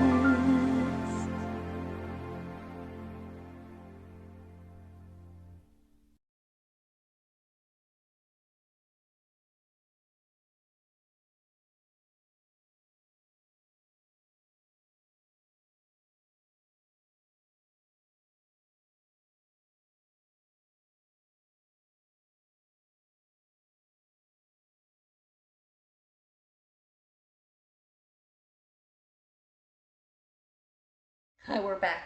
We're back. We weren't sure if we were here or not here or whatever because we couldn't see anyway. What sucks is that because of the setup, we have to listen to the music on my end and Hmm. go based off of when it stops on my end, Is when so I that we turn it know. off, which is after a 27-second delay or some kind of crap like that. So if we have these big, spaces, you'll know why. We're trying. I mean, we were Hey, getting we're here. there. We're getting there. We have sound today, and we have video, and we have, Yeah, I don't know, and we're better going than last time. Every right. Love time it's better, right? Anyway, so that was Cats and Cheeky singing At Last. My love. that That's a good song. song. I do too. It's a great song. I need to It sing was that song. beautiful. I Yeah. love listening to it. Cheeks is great. She's so fun too. She's so sweet. Anyway, so I think I twisted this too tight. my Oh, there we go. I did. Oh, choking myself, but that's all right. I'll fix it at the break. I did that. I did this out with this. I took some of the links out to make it shorter, and then I got it too much, and then I had to add some back in. And once I added them back in, it wasn't quite the same. Anyway, it's Yeah, still well, worth the. during the song we were talking about how because the main necklace that I wear is actually a meteorite that was found in Russia. Oh, that's why it feels weird because I managed to link it into the necklace. But Ah, anyway, but yeah, dealing with extraterrestrial energy sometimes it's a little bit much. So you I feel was energy from trying it? to, oh yeah, Oh and wow. if I'm not grounded, it can mess me up. I used to have this. I had this bracelet one time that was the magnetic thing, and somebody told me, "No, this could make you feel." And I'm like, "No, it's not. It's not gonna do anything." I put it on. I didn't really feel anything, but when I took it off, I got sick to my stomach, bad, every time. So I never took it off after that. And I was like, "Well, maybe they do work." I didn't And feel this is a anything. magnet. Yeah, it was like magnetic. It was one of those copper magnetic things. And every time I took it off, I'd get nauseous. It was weird.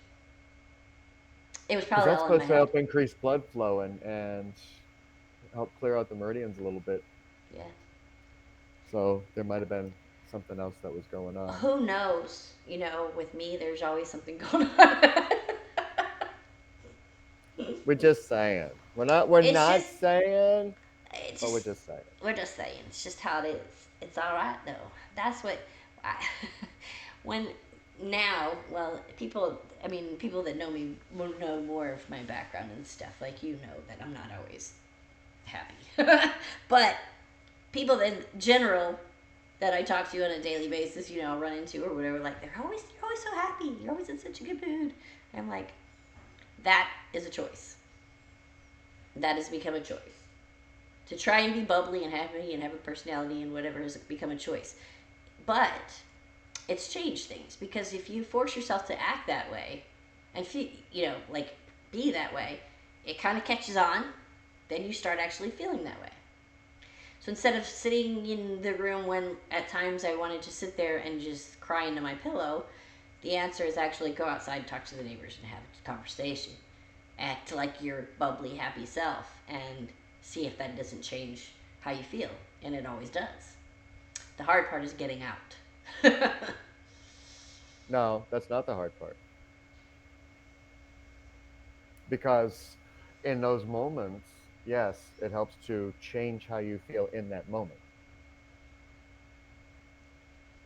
But what if you could alter it without having to feel like you're putting on a happy face. Oh, that's the thing. I feel that's what I was kind of trying to say was when you do put on that happy face, sometimes it actually melts into Sometimes. the real face, happy face. Sometimes. Yeah. I mean, it would be much better if you could go out into the world with the attitude I'm going out and I'm going to be this happy person because I'm this happy person, not just because I'm putting on an act. Yeah. And what's Sometimes it crazy works. is that Seabliss this morning on her special show, that was amazing. Hmm. We're gonna have to push for her to Come try and back maybe do or do a little some bit more specials. here. That would be I awesome. know that she has commitments elsewhere, And which babies God bless her now. for doing that. But maybe once in a while she can do a special here because that was amazing. This morning she played a snip from one of Steve Harvey's talks, Oh yeah. and he was talking about the get to versus got to. Right. Like when you wake up in the morning and you're just not feeling great about having to go to work, well, you get to because that help. It's so weird, and I've done this, and it does help because yeah, you've got to, so you But can pay the bills. You've got to because you want to keep your job so you can pay your bills. right. Kind of like you've got to eat, Until it's right. But if but you there's let so many got to. if you change your attitude and look at it like I'm lucky that I have this job that I can go to so that I can pay the bills, then it could help. And if it's that miserable and you are having to talk yourself into going, Then maybe you should well, find then another job. use that little bit of advice that you get to until you get to find another one. Yeah, just be there. I I don't even know hear you. if the chat room is still working because I had to leave. Oh, I have no idea. Mm. Amelia's listening again. I see Southern Yank. I see Yoda Man Are they in calling the? you out. They're calling me They're out listening. They're listening. in the chat room, or I mean, in Well, line, they- or they're on Twitch. okay, cool. They're I not can't. chatting, but they're on Twitch. Okay, I can't see who's. I see you. I see Brindle, and I see Joshua, and I see uh, Romper. What was that lady's name? Do you remember, Miss I don't. something? Did you ever see I the was movie? too young about the time that it Oh, was starting to shut up. go. I kid. Um, did you ever see that? Do you see that movie with Adam Sandler where he has to go back to school and start from kindergarten all the way up? Because his like dad's like real wealthy and he has to take over the company, but because he never even graduated from Yeah, school, he has to go Tommy back. Boy. No, I Was think that it's Tommy Boy? no. Shoot, I don't know. I just remember him singing back to school, so my dad doesn't think I'm a fool. But there's this one teacher that he has, Miss Libby, who is getting. He comes back in and she's getting high on the paste and everything, and she's just kind of like, always happy and flighty and just like, oh. And he walks in and she goes, "This is Miss Libby's time. I need my time." Anyway, I don't So know where that came from. this just in while we're on a funny break. The Rolling Stones just announced they're putting out their first studio album in 18 years. It's sponsored by Metamucil and Depends. Yeah, whatever. Says the old lady. Yeah. Oh, God bless Keith Richards, you know? I don't. Yeah, that is. I don't mind. I really actually my age doesn't bother me that much. Except sometimes I think Rob's 9 years younger, and I go, oh man, I'm fucking old. I'm just glad He turns 50 before I turn 60. Because if I turned 60 and he was still in his 40s, I'd be like, nah, nah, nah, nah, no, this kid's not gonna fit. Well, 19 years between me and Matthew. Wow. Do you Yeah. notice any Do you have issues Oh, yeah. like a lot of things that like you don't know what I'm talking about? Right? I mean, we There have are that. those things. Yeah, there are those things. that I will get the looks, Yeah, the and then I'll best one have for to I had and then one I'll for have to explain. yeah. Well, the best thing, the worst thing actually that I heard from somebody, and it's not Rob, but my ex sister-in-law. I said something about a song came on. I go, oh, this was one of my favorites. I used to have it on a 45. She goes, what's a 45? I went, fuck you. Just fuck you. What's a cassette? Oh, whatever. Kitty trying to claw me. It's Oh, getting close to dinner. oh, yeah. I know. Well, we can take a He break. bases it off the positioning of the sun, so it gets earlier and earlier every day. Yeah. Yeah, no, I will let you take a break here in a few and you can feed your cat and then I'll go let you talk while I go do something because I need food too. And I'm going to be here till 9 o'clock. Oh, It's you are only, not leaving me here alone. oh, God. I'm I'm going to have to, teasing. I'm I'm going to have to have teasing. Rob, I'm going to have somebody feed me then because I'm here till 9 and it's not even 5. Oh, Roberts, bring me some grapes. Robert, I'm good. Yeah, that's, yo, yo, babe. I would love to see how that went. Like, today is not a good day for that. No, No, it's not a good day for not a that. good day. No, Not a good day for that. this Three of Swords is telling me no, not today. Oh, anyway, My hey. leg is not a scratching post. Well, So what so are we gonna play next? we are going to play something else. We're gonna play Absolute John. That's what we're gonna play. He's gonna sing Okay. Beast of Burden, and I freaking love this song. So here we go. All right. Let's hope it's monitored this time.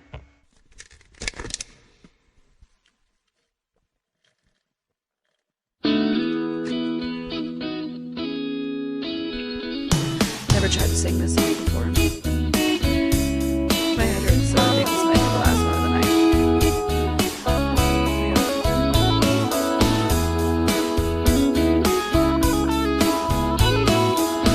I'll never be your beast of burden. My back is broad, but it's a curtain. All I want is for you to make love to me. I'll never be your beast of burden. I walk for miles, my feet are hurting. All I want is for you to make love to me. Am I hard enough? Am I rough enough? Am I rich enough? I'm not too blind to see. I'll never be your beast of burden. So let's go home and draw the curtains. Music on the radio. Come on, bring your sweet side to me. Am I hard enough? Am I rough enough? Am I rich enough? I'm not too blind to see. My sister,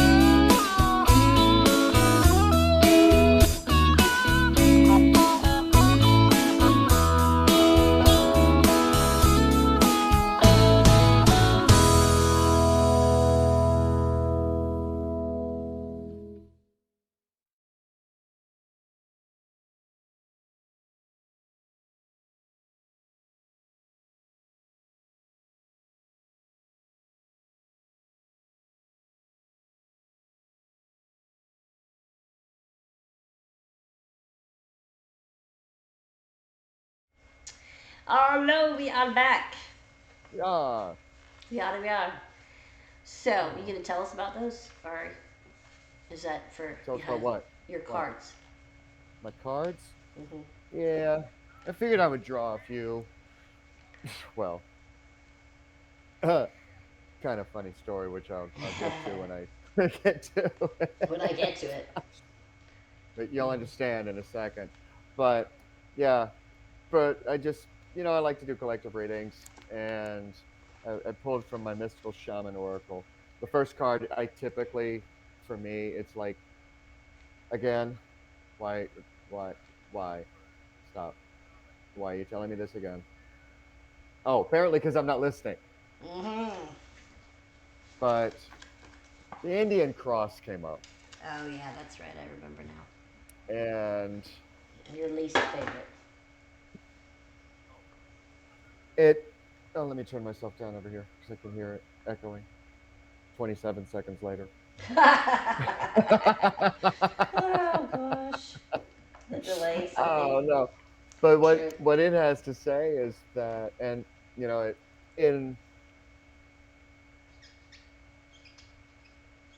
in conjunction with the marathon, one of the things that we have to remember in life is that there are going to be things that we come across that aren't going to work, Right. that we continue to try and to do things the same way, and we aren't paying attention enough at the fact that it's not changing, and we just keep doing and keep doing and keep doing. And the Andean cross is saying, stop. You've come to that point where you've hit a wall, you missed your chance. Time to start something new, get going with what is in your heart, and do something different. Yeah. And And you don't want to. well, that's and you don't want to. And when you feel a certain way over and over and over and over and over again all the time, nothing seems to go right. Everything just seems to keep going wrong. Then what do you do?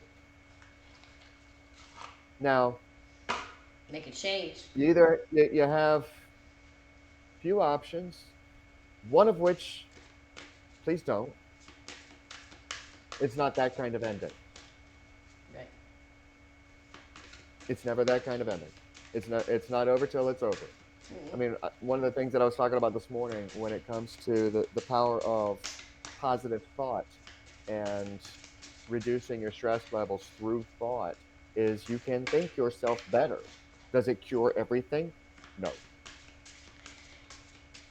I believe you You can think you yourself can't sick too. you I've watched you it happen. can't just yeah, you can't just think yourself completely happy. But No, but you can think when yourself you sick. change your mindset, you are 100%.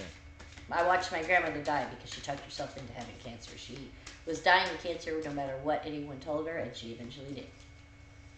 Do you know that scientifically proven that stress is the number one cause of cancer? That's crazy. It's not surprising. Because It because affects your whole our body. body, when we're stressed all the time and the body has no way of fighting off, and there's this little cleaner cell that goes around and cleans up all the debris that we keep leaving behind Right? and picking up. Well, that little debris picker upper stops working, and whatever potential cancer cells we're actually born with become active. They were all there beforehand. A lot a lot of them are there when we arrive. Yay! Thanks, universe. That was fun. What is this, a Well, test? I got one for I got one though. I've been shuffling this card. It took me for a long time for me to get this card now, but this one's good. We acknowledge you for progress. This is steady progress. We acknowledge you for progress you've made in remembering love in your daily activities. We can clearly see the contribution you're making to the world through your thoughts, feelings, and actions of love. I think just by being here, people are acting out in love, just by listening in today and being part of this whole situation. So, this is for everybody Yep. that's listening. Anyway, And then after the Andean sky, or the Andean cross, oh yeah. one that decided to repeat itself from the other day, Three. the Heart of the Is Sky. it? And this is the third time. No, because Second. this came up on Saturday as Gotcha. well. The Heart of Sky, and she's pretty. Sorry, the green screen keeps Oh, I see blocking it. her out, It but looks good, she's really actually. pretty. And actually, I'm not going to be the one to deliver this message. I'm going to let the authors talk about it and take it right from the book because I love what it says. Cool. The heart of sky is the love force that made all creation possible. The same force is present when you create with originality, when you bring formlessness to form or inspired ideas to expression. This primeval force does not know good or bad. It is up to us to provide the clear intention that will guide it to manifest. The heart of sky helps us call in beauty from the invisible world and birth it in the world of matter. The heart of sky brings you a sacred reminder. You are a channel for the original energy of creation. Become the paintbrush, the canvas, and the artist, all guided by the heart of sky. Set your intention ethically and clearly and allow the universe to take care of the details. You may feel responsible for everything and everyone. Perhaps you think you have to do it all alone. This takes you into a dark hole where you lose trust in the natural order of the cosmos. Shed your lofty sense of duty and recognize that this is a false prison of your own making. You can open the door and set yourself free in an instant. Nice. I don't read my books because they talk about cats getting their heads stuck in things.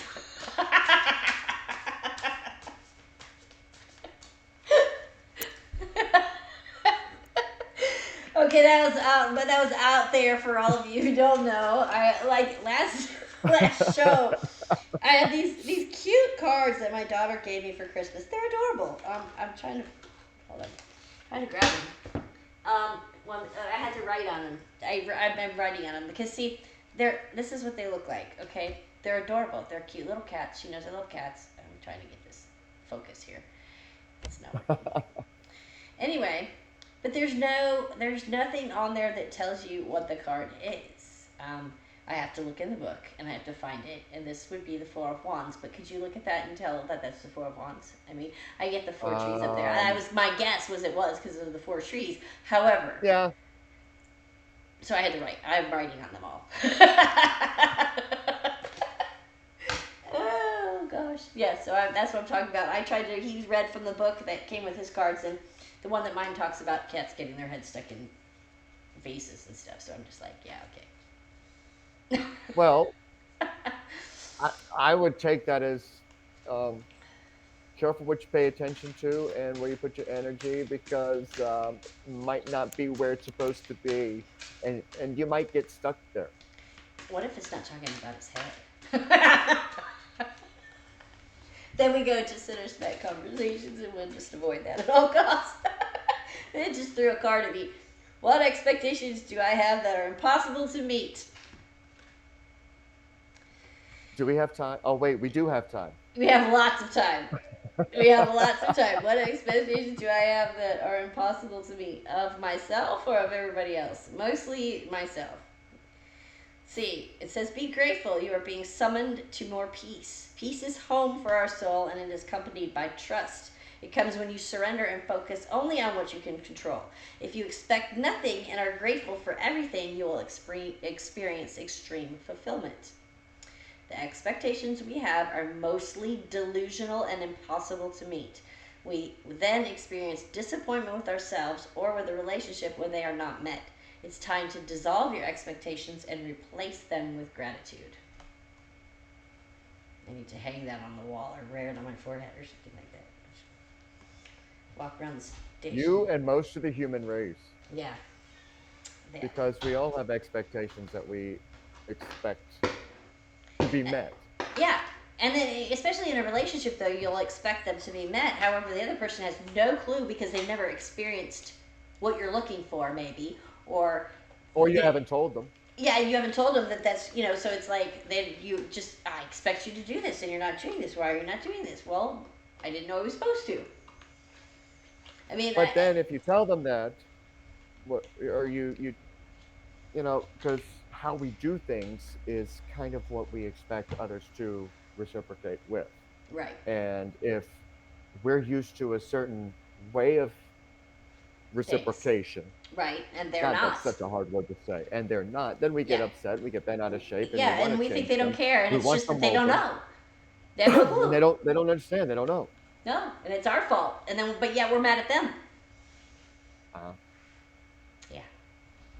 Are you trying? Are you reading me again? You need to quit it because I've had enough of this. I'm just kidding. no one else is asking. No one. I don't know, but he just keeps dumping them on me every show. I'll be like, this is gonna be the. This is gonna be the we are fixing I it, can't Carrie help show. it if you take what I say, Ah, it's as me reading you. Well, maybe you're not specifically, but But damn, you know what's crazy is it's that whether I all was a that. tarot reader, intuitive, whatever, human beings in general all operate this way. And a lot of us have to go to great lengths so that we can be in rapport with other people Yeah. and have balance in those relationships. Mm, It takes work, it takes communication. a lot of So work. it's not reading you, it's human. Oh, I know. It seems it's very funny how it's been specific to You certain just open the door and I walk conversations. through. Yeah, I need to quit opening doors. No, it's just funny because I'll share in a minute, but after a couple songs I'll share what my cards came up today, but it's along the same exact lines of the ones from the other day, the same financial crap, same crap, all over again. Well, we could talk about scarcity for a while. Yeah, a long while. Let's play another song first. Let's listen to Cat Call. I could listen to her anytime. She's singing My Immortal. This should be good.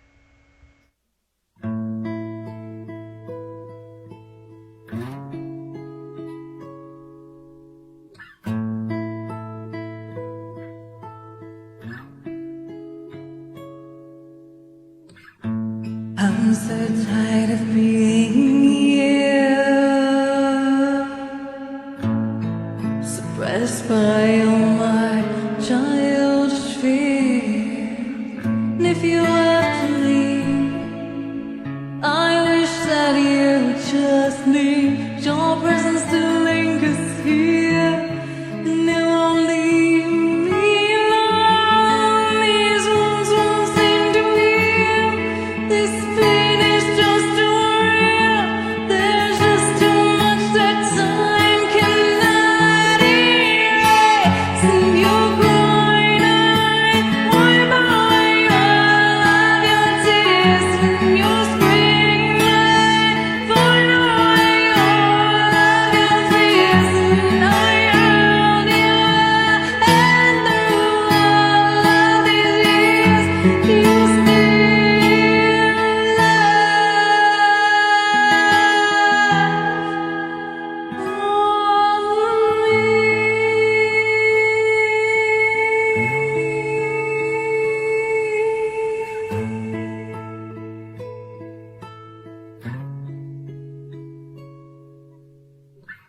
You used to captivate me by your resonating light.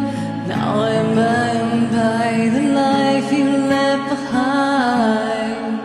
Your face and all my once pleasant dreams. Your voice that chased away all the sanity in me.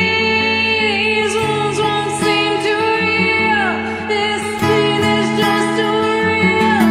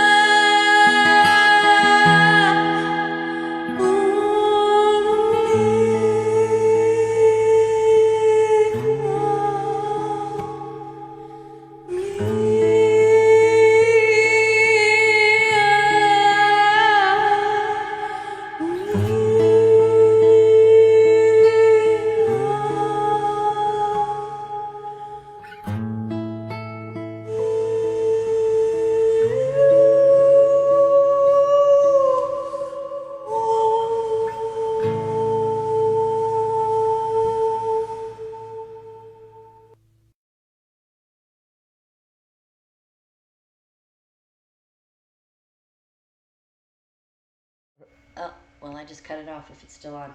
And we're back. And we may have just cut off the song, but I'm sorry. I can't tell when the songs end. And I may have just jumped the gun a little bit. So, Cat Call, I'm sorry if I cut your song off. It's pretty. It was. She's got a cool voice. She's very unique. I love singing with her. Mm-hmm. She's in that brindleizing category when it comes to doing songs. She likes to make them her own, most definitely. Very much so. Very much so. Um, I haven't joined her in a while. I'd like to. yeah, it's been a Hopefully, while. I haven't seen her around. Is she even in Synergy's room? Yes, she is, isn't she? Pretty sure. she's in the room. I don't know if she's And she's over chatting there. frequently. Yeah. Yeah. So anyway, My Immortal. That was another emotional song for the day. Yeah. I've And so it's crazy because that can have so many different meanings. that song to And me remind. Go ahead. every time I sing it differently and with different emotions. I very rarely just sing it to sing it. Yeah. They That song means something to me because it kind of reminds me of my oldest daughter. Um, um, we don't talk very much. In fact, we don't talk at all. And it has to do with a lot of things that happened in the past, a lot of just attitude, you know, unwilling to give an inch. So I've put the ball in her court and I'm just waiting at this point. But that song really gets to me when I sing it. That song, and of all things, the one from Gloria Estefan, um, shoot, no, I can't remember the name of it. But it's I about, know which one you're talking about. yeah, it's like a similar, It's forming in my head. yeah, it's like on a similar, like, you know, if you're gone, be gone, It's kind of almost the whatever. same notes. Yeah, yeah, it's a great song, and it always gets to me too. But those two, Ooh, there's a mashup idea. so yeah, what was it? My Immortal and the whatever song that we can't think of the name of by Gloria Estefan. Um, Yeah. oh, I have to think. Let me just sit on air for a second and go. You have to go through the alphabet like A, no B, no, it's not that, no C. Oh shoot! Anything for you, 'cause you're not there. Since you said we're through. What would do? Yeah, no. Anything for you. That's what it's called. I just had to go to A. That was a quick one. Oh goodness. So, do you have any So I more got work? one more All right, go for on it. this one Oh god. before I start, asking all, any of the others if they want to talk. But this one, it's so funny. And again, I'm gonna read from the book because it was literally like one of those. Right. Oh, okay, fine. I think you got But just told. the upper world, and I love. It's actually a beautiful card. I don't know if It you can is see it or very. not, but it's an owl. Though that whole deck is And really pretty. angels, divine helpers, the ancient ones, and all varieties of luminous beings populate the upper world. It is the place where you go to retrieve your destiny and find out who you will become, discover your great potentials and undreamt of possibilities. It is also the place where spirits of the dead arrive when they complete their journey to the light. The upper world is calling you to step into your fully realized self, clear distractions so that you can move into a higher destiny.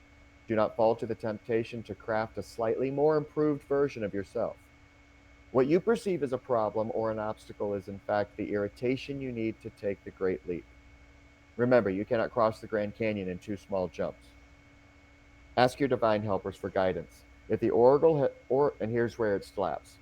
If the oracle has already spoken to you, do not ask for more guidance. Take what has been offered. Now you must deal with the lethargy and idleness. While support for a new destiny is not yet in place, a new destination is available to you if you act now.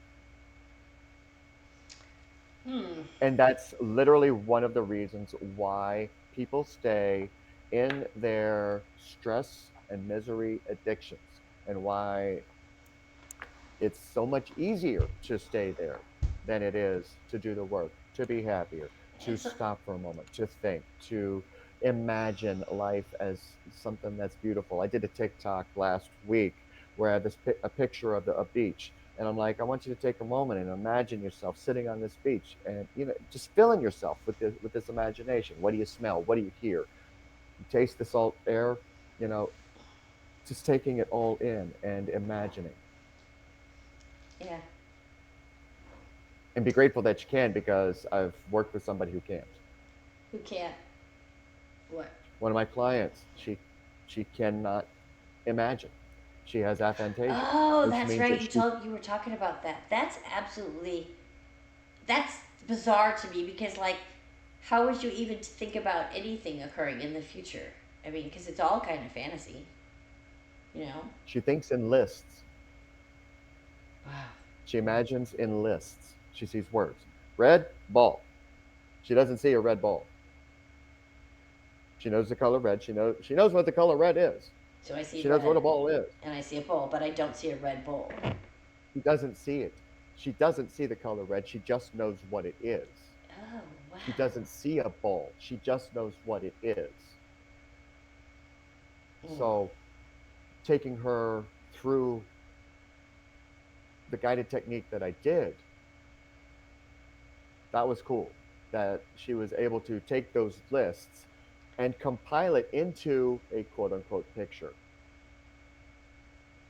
Not That's only that, but to bring up another memory that was the exact opposite of emotion, and list that so that she could put that in a little frame in her imagination, or lack thereof, or in her mind, and it just switch it seems around. like how do you think of anything that hasn't actually physically occurred or whatever if you can't fantasize? Because you're really fantasizing all the time if you're not like physically in the moment. That would be bizarre. I feel kind of bad for her, honestly. It just seems kind of like, I mean, it's like kind of the, I mean, it's not the same, but you ever see that movie 50 First Dates? Can you imagine that life? Yep. That life would be like, I mean, I can see her life somewhat being that way. Like really having to stop and think about things and what they are, than to just see it. And, I mean, we just see things and we just know. We don't even process the words in our heads anymore. You know, the red bowl Yeah. would just be a red bowl. You wouldn't think of red or bowl in your head. You would just, this is what I need. You know? Yeah. I just, it's, yeah, that would be I difficult. mean, if I were to say Elvis Presley is climbing the Eiffel Tower, you'd automatically start imagining that. Oh, yeah, yes, I was doing it. Absolutely. But I'm trying to picture, was he the fat one or the skinny one? I just need to know that so the climb could look very differently.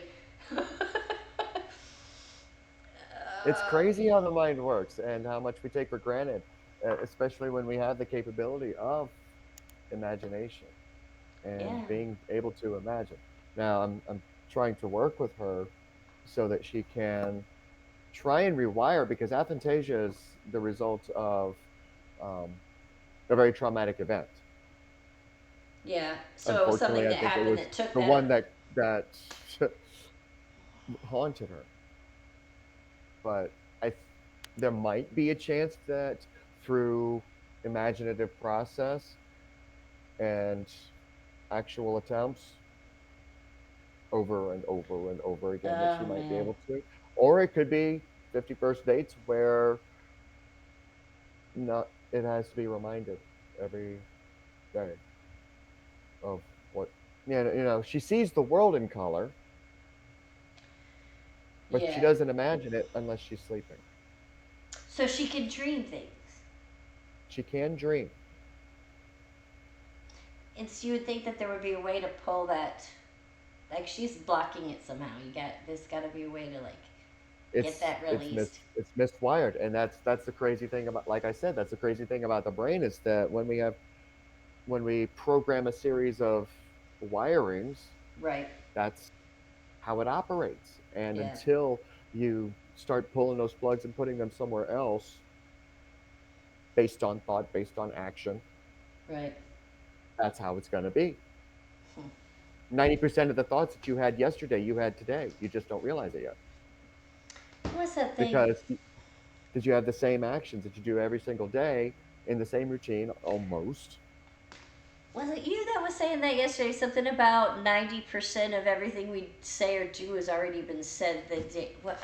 Where did you say that? I wrote it down. Yeah. You said that. 90% of our thoughts are on repeat. Just every like there's no single new day. thought. It's like everything is not new. It's the same crap. No, you know what? Somebody else was 10%. talking about that too. 10% of our thoughts are new every day. There was somebody else, and I need to find it somewhere in my little notebook here. On average. But I know you said it, and somebody else said it too. And I was watching. I was thinking, holy crap! Like, because once you think this one thing on one day, then it's just gonna be automatic the next day, and it's such a different situation. Uh-huh. But you wake up and you look at somebody and go, oh, yesterday. Not, oh, yay, today. You know what I'm saying? So you carry over the bad shit from one day to another, and if you do that. We're just getting so philosophical here, I don't know what we're going to do with ourselves.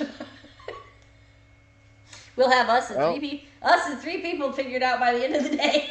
By 9 o'clock, we'll have it all figured out. Who's listening? Y'all are about to get your turn. We're going to figure it out. Oh my goodness, that's hilarious. Anyway. Oh my gosh.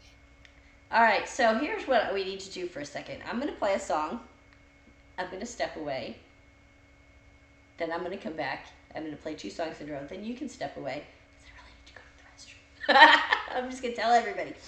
So, but we will put on a song first, and we will be back shortly. This is Daryl. Daryl, I have to say this, and I've told him this, so he won't mind. He comes every song, if you've sung with him, he says at the beginning, "Hi, my name is Daryl." Anyone who's old enough to know, I always want to say, "And your brother Daryl." Uh-huh. I'm old enough to know. And I do it every time. I've actually said it to Where's him. Larry? Where's your other brother Daryl? But where's Larry? I don't know. Larry's not there, but he's got his other brother Daryl. I guarantee it. Anyway, let's listen to Daryl do some heroes. I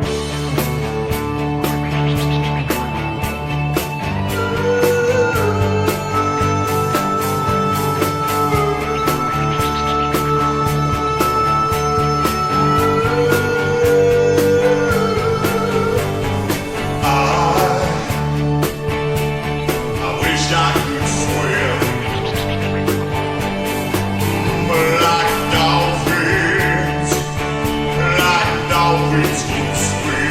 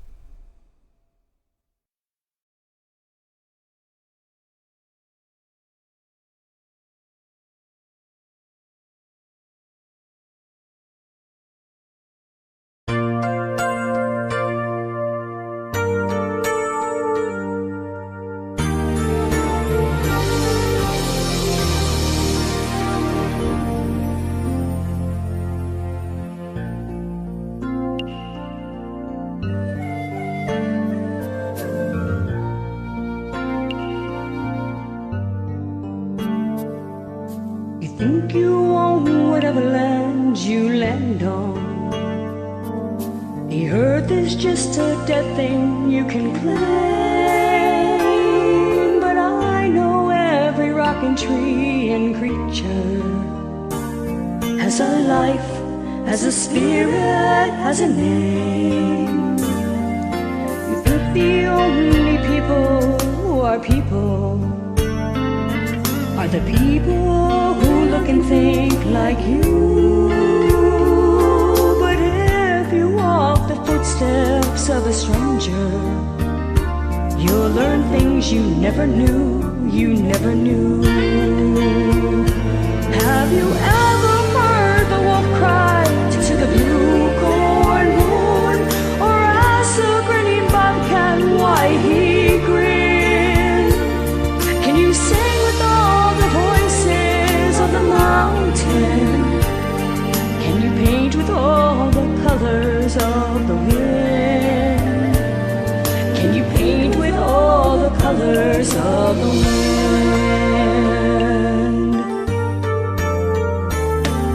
Come run the hidden pine trails of the forest. Come taste the sun-sweet berries of the earth. Come roll in all the riches all around you, and for once never wonder what they're worth. The rainstorm and the river are my brothers. The heaven and the otter are my friends, and we are all connected to each other in a circle, in a hoop that never ends. Have you ever heard the wolf cry to the blue corn moon, or let the eagle tell you where he's been? Can you sing with all the voices of the mountain? Can you paint with all the colors of the wind? Can you paint with all the colors of the wind? How high does a sycamore grow? If you cut it down, then you'll never know. And you'll never hear the wolf cry to the blue corn moon, for whether we are white or copper skin. You need to sing with all the voices of the mountain, and to paint with all the colors of the wind. You can own the earth and still all you'll own is earth until you can paint with all the colors of the wind.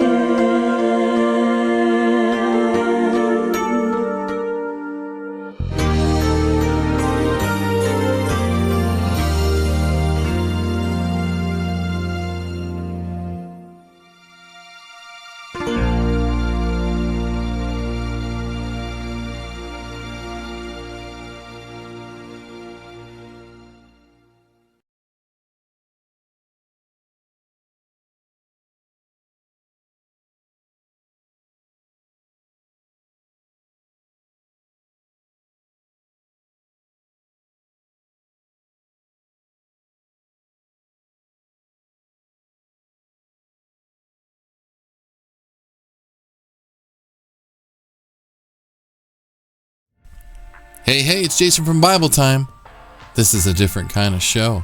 It's an experience.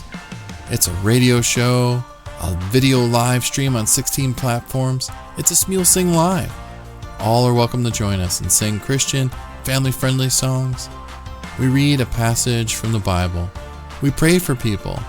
We read the Our Daily Bread devotional. We play 3 of your pre-recorded songs. So join us on Wednesdays at 9 Eastern.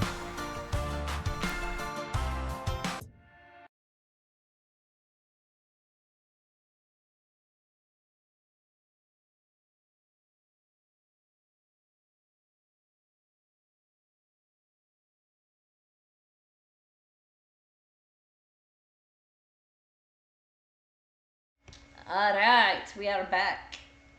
We are back. We had an extra long break. That was who was that we just listened to? Nick D's Nuts. Nick D's Nuts with Colors of the Wind. She always does such a good job. Did you know? And okay, so talking about overcoming things. Do you know that she's deaf in one ear and yet she sings the way she does? It's pretty amazing. That's amazing. She's completely deaf in one ear, and I think she has hearing problems in the other ear too. But she I know somebody else who is, but I can't remember who. But yeah, it's amazing. I know someone else. I just don't remember exactly who at this particular moment. Whoever you are, in the back of my mind, awesome job. Step up, and it's great that you can do that. Yes. All right. Oh. My goodness. So we had to step away and take care of our cats. It's cat time. It was a catastrophe. Catnip. It was a catastrophe. Well, it would have been a catastrophe on my legs. Yeah, if she kept scratching you. Yeah. I'll share my. Come here, rat. This is my rat. Her name is Mia. Mine has his face buried in the bowl, so it's fine. She rolls over on command like a dog. The dog does not roll over on command. The cat does. Anyway, there's a special story about her that I'll share. I had a cat. Her name was Mia. She passed away, and I decided after a little while I was ready for another one. So I found this girl on like Facebook Marketplace or whatever that was giving away her cats, and so Joshua and I drove over there one day to pick it up. And we met her, and she was so sweet. This girl was giving away all of her cats, but she was giving them away like one at a time. So anyway, we met. She was so sweet, and Joshua kept going, "Mom, she acts just like Mia. She's so sweet. She's great. She acts just like her and everything." So we're leaving, and he completely forgets, and he's "Hold, stop for a second," and he rolls down the window and he yells back at the girl, "What's her name?" And she goes, "Mia."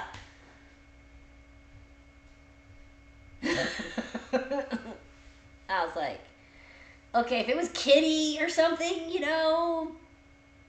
but yeah. Mia works. Okay, then that's she's like the reincarnation, I suppose. Anyway, I didn't know many cats named Mia, but I got 2 of them. Well, I had 2 of them. You guys have heard me talk about Grady. He was one of 5.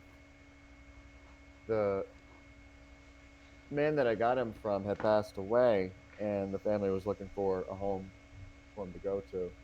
And come to find out, his previous owner loved Russian blues. Right. And Grady was the 5th one that he had. And every single one that he had was named Grady. There you go. He liked so the names. I bet that got confusing when talking about Grady 1, 2, 3, Grady. 4, 5. Was it Grady 3 or was it Grady 1? Which Grady was it? Oh my gosh. Yeah, no, the current one. Oh. Yeah, that would be confusing. However, this just happened to be like, whoa, okay, because I was really upset about another cat. I get attached to my pets, but not like overly attached like a lot of people do. But this one is gonna kill me when she's gone. Yeah. Grady's been gone for 2 years, and he's still on my lock screen. Yeah, I'm gonna have a hard time with that. Oh. Anyway, on to better subjects. Not really though. Are you over there shuffling? I hear shuffling. Oh, here he goes. Are y'all ready for this? While he's shuffling, though, I will share with you. I said before, I told him before we started that I had a really, really strong feeling that I needed to pull some cards today. And so I did, and unfortunately they were definitely my cards for the day. Nobody else's. I was thinking that I really was needing to pull these for somebody else, but apparently no. They were meant for me because we've had a little conversation about finances and stuff today and how things are not going well because I'm paying my son's apartment and not living there, and all my money goes to him, and Anyway, it's kind of a mess until November when the lease is up and I can finally not have that anymore. So Yeah. I pull this first. This is Three of Swords. What it says on here is strife, turmoil, loss, misunderstandings, pain, heartache, disappointment, storm of emotions, quarrels, power imbalances, catharsis, releasing your emotions. I bawled my eyes out after having that argument. So that we get that. And then what I pulled for explanation was basically leading me right down. I see we had the Hierophant, we had the Knight of Wands reversed, and we had the Four of Wands. And basically it's telling me the same thing. Yeah. Kind of goes back to that one card. Stop asking the oracle.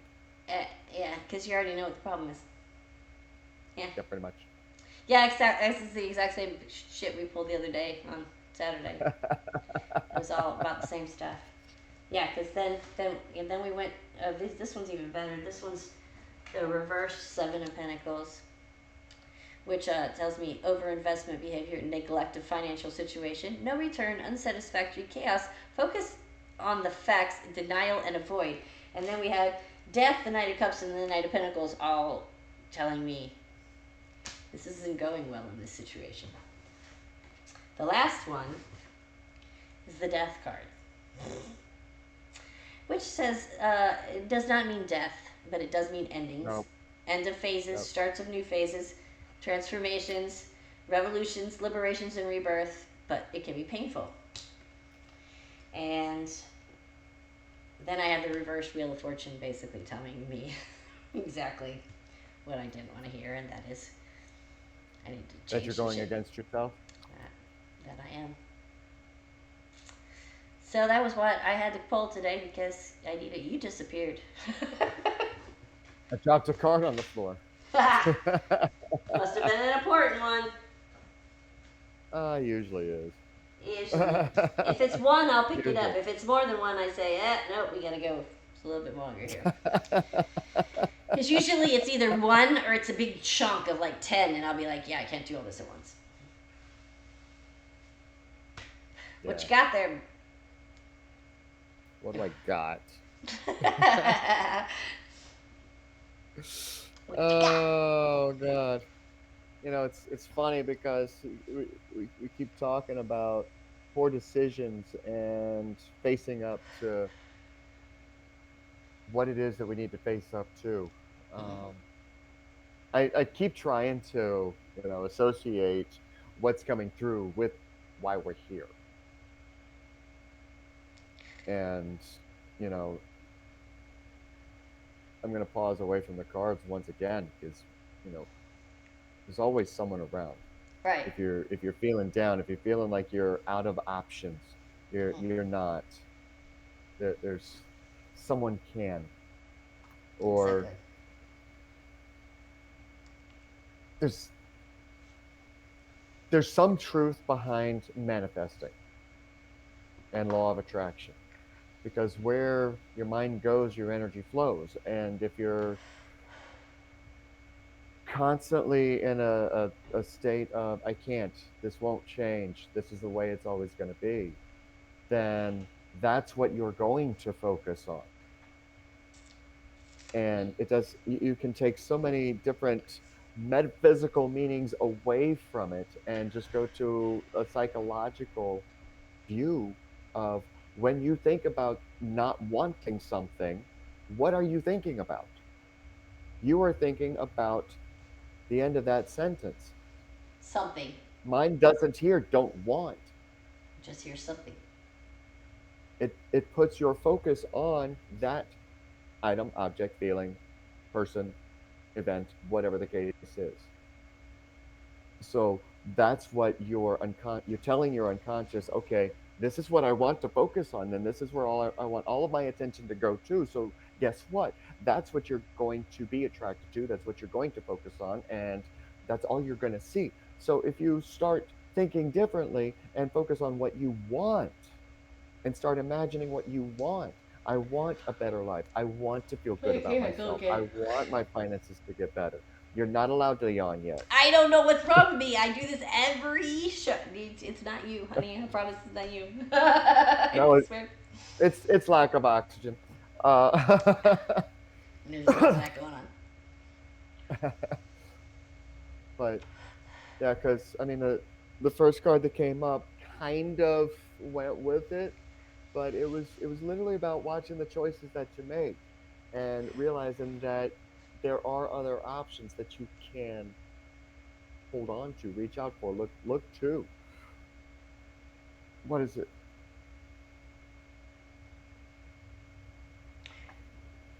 I Too think many times we try and fix everything at once because as humans we're impatient. want it all done. And when you are feeling that low and that cut off, whatever, Despondent, whatever. Yeah. Cut off from everyone else. Also, if you're gonna yeah, give up, yeah, you gotta be cut off from everybody. But the thing is that everybody's still there. yeah. And you after a while you get impatient feeling that way and it's just like this isn't going to change, this isn't going to change, this is how it's going to be, and And I don't want it. realizing that you can be patient and that things can get better. Hmm. It's going to take work of a different kind, and not ever to talk down to anyone who's feeling this way, but a lot of times we put ourselves into this mindset Uh-huh. Not a lot of times, most and of the time. and crawling out of that and acknowledging that is a hard thing to do. I, Yeah. I've been through it in my own way. There until I learned because I have seasonal affective. So the changing of the seasons for me bring my moods way down. And when I was drinking, it made it worse. Oh yeah. When I was surrounded by stress, it made it worse. Hmm. I was suffering sundowners where what around this time I would get this wave of negative emotions, almost like clockwork, Daily. every single day. See, I'm a night person, so I get the opposite. I look forward to this, but it's funny because I do know people that like you that just they do just turn off at night. It's just they're just done. It's not even so much as turn off. It was partially because I wasn't eating right, Yeah. partially because I wasn't thinking right, and didn't like where I was. It's rush hour Mhm. for for that time of day. Didn't have enough help, didn't have enough drivers. So I was surrounded by all of this stress, which made the seasonal affective that much harder to deal Mhm. with. And I would literally feel this wave and I'm like, oh, tides came in Yeah. because it's sundown, the tides start coming in and they start coming in stronger. Right. But there is the capability of moving forward, of moving on. Yeah. You just have to give yourself the permission that you can do it. Right. And what's crazy is the next card was the magician,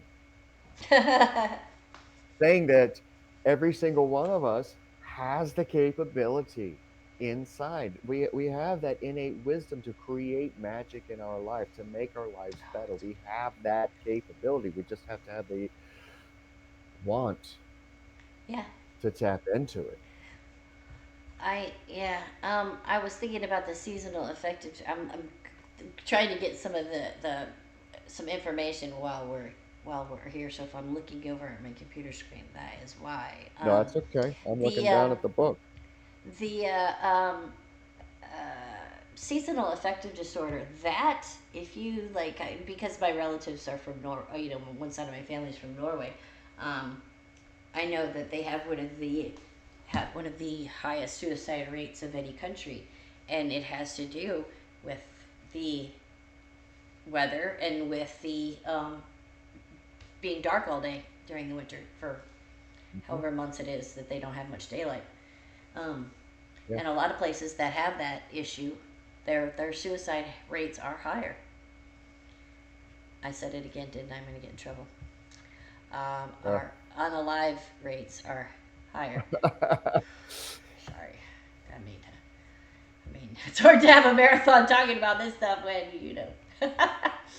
and not say the word. it's tough, you know. I mean, we're trying to stay away from. So I'm sorry if I mentioned some words and we get blocked off of here for a second. But anyway, this is what we're here You to talk know, about. and what's crazy about this card, and it really helps to address some of the views on using um, this type of guidance Yeah. of using tarot. It actually addresses that. In uh, I love Maggie. I really want to meet her and thank her for this deck.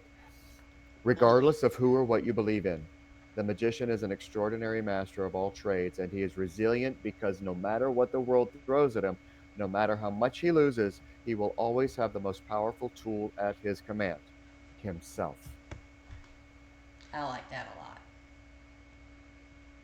And I think that's so important because I don't think anybody really thinks. Everybody thinks that when they have some kind of issues, I've got to have this person to fix this. I need this person to fix that. I need this person to help me with that. I need this person. No, you can do it all yourself. Even if it's, and I'm not talking. I mean, I'm even meant talking about just like stupid things. Like, for instance, one time I didn't have any money and my thermostat went out in my car. I went and bought a thermostat. I jacked up the car in the parking lot. I crawled under the car. I just took YouTube. I figured out how to pull it out. I replaced it, and that was it. It was the only way it was going to get done. Did I think ever that I could do that? No. But I did.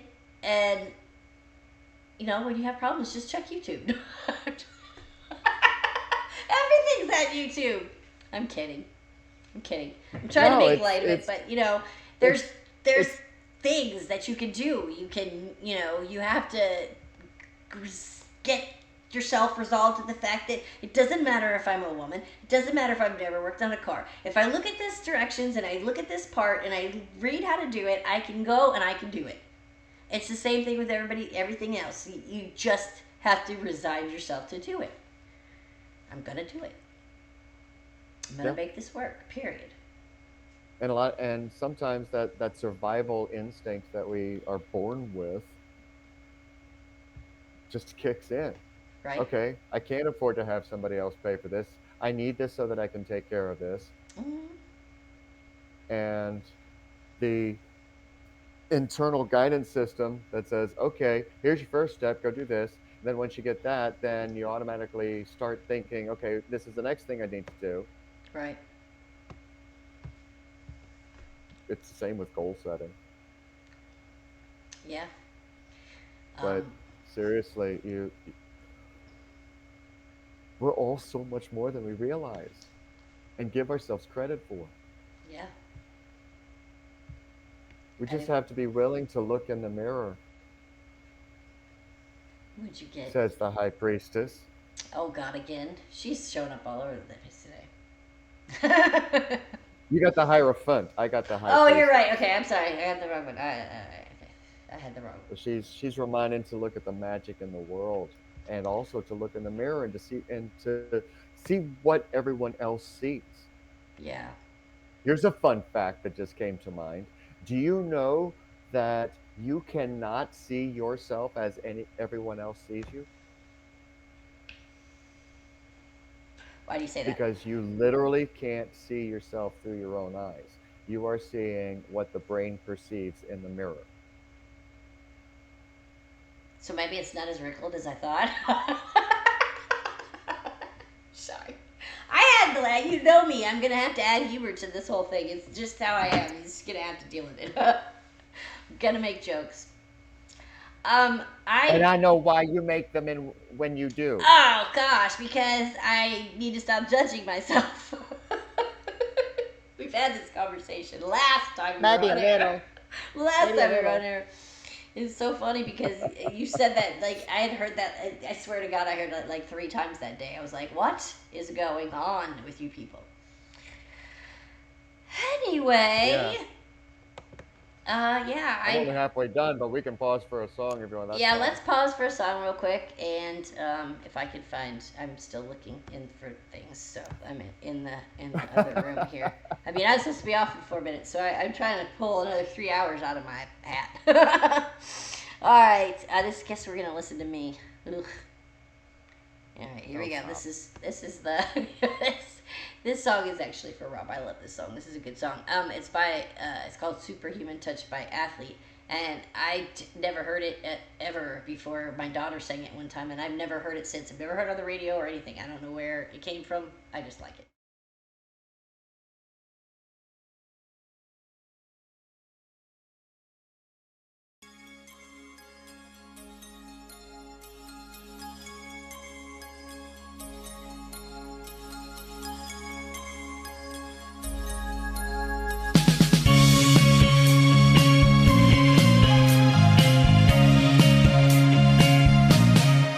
I'm on fire, nothing's gonna hold me back. Endless blue sky and a pocket full of tricks to try. Oh, you pick a color and I'll sing it for you. I know you feel the same way. Say you feel the same way. Your fingertips are like a superhuman touch. Can't get enough of this electric love. Burning in the sun with just the wave of your hand. Sparks flying out in every direction. There's more of this to come. I think it must be heaven. Burning in the sun with just the wave of your hand. I'm on fire, golden echoes upon my face. Tell those dreamers they can dream of all they like in this place. Oh, I pick the color and I'll sing it for you. I know you feel the same way. Say you feel the same way. Your fingertips are like a superhuman touch. Can't get enough of this electric love. Burning in the sun with just the wave of your hand. Sparks flying out in every direction. There's more of this to come. I think it must be heaven. Burning in the sun with just a wave of your hand. And just one day like this will keep me going on. Tender kisses will keep me going on. Your fingertips are like a superhuman touch. Can't get enough of this electric love. Burning in the sun with just a wave of your hand. Sparks flying out in every direction. There's more of this to come. I think it must be heaven. Burning in the sun with just a wave of your hand. And just one day like this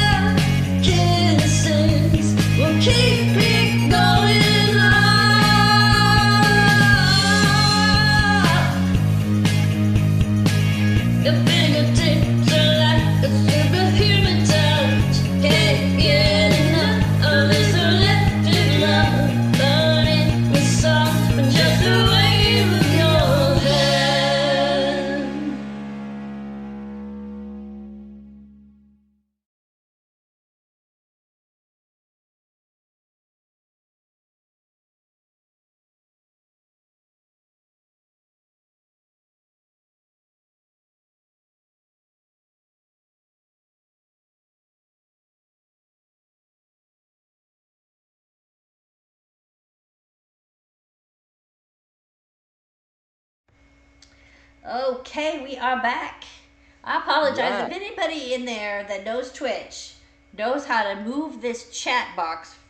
Every time I pull it up, the dock goes in front of my whole screen and it won't move. And I'm trying to get it over there where you guys can see it, but I can't move it because it's stuck in front of my screen. So, anyway, just making a point there. I'm trying to learn this Twitch stuff, but it's not easy. Some of I it's keep wondering if it's called Twitch for a reason. it's Because it twitchy. seems like using it makes you twitch.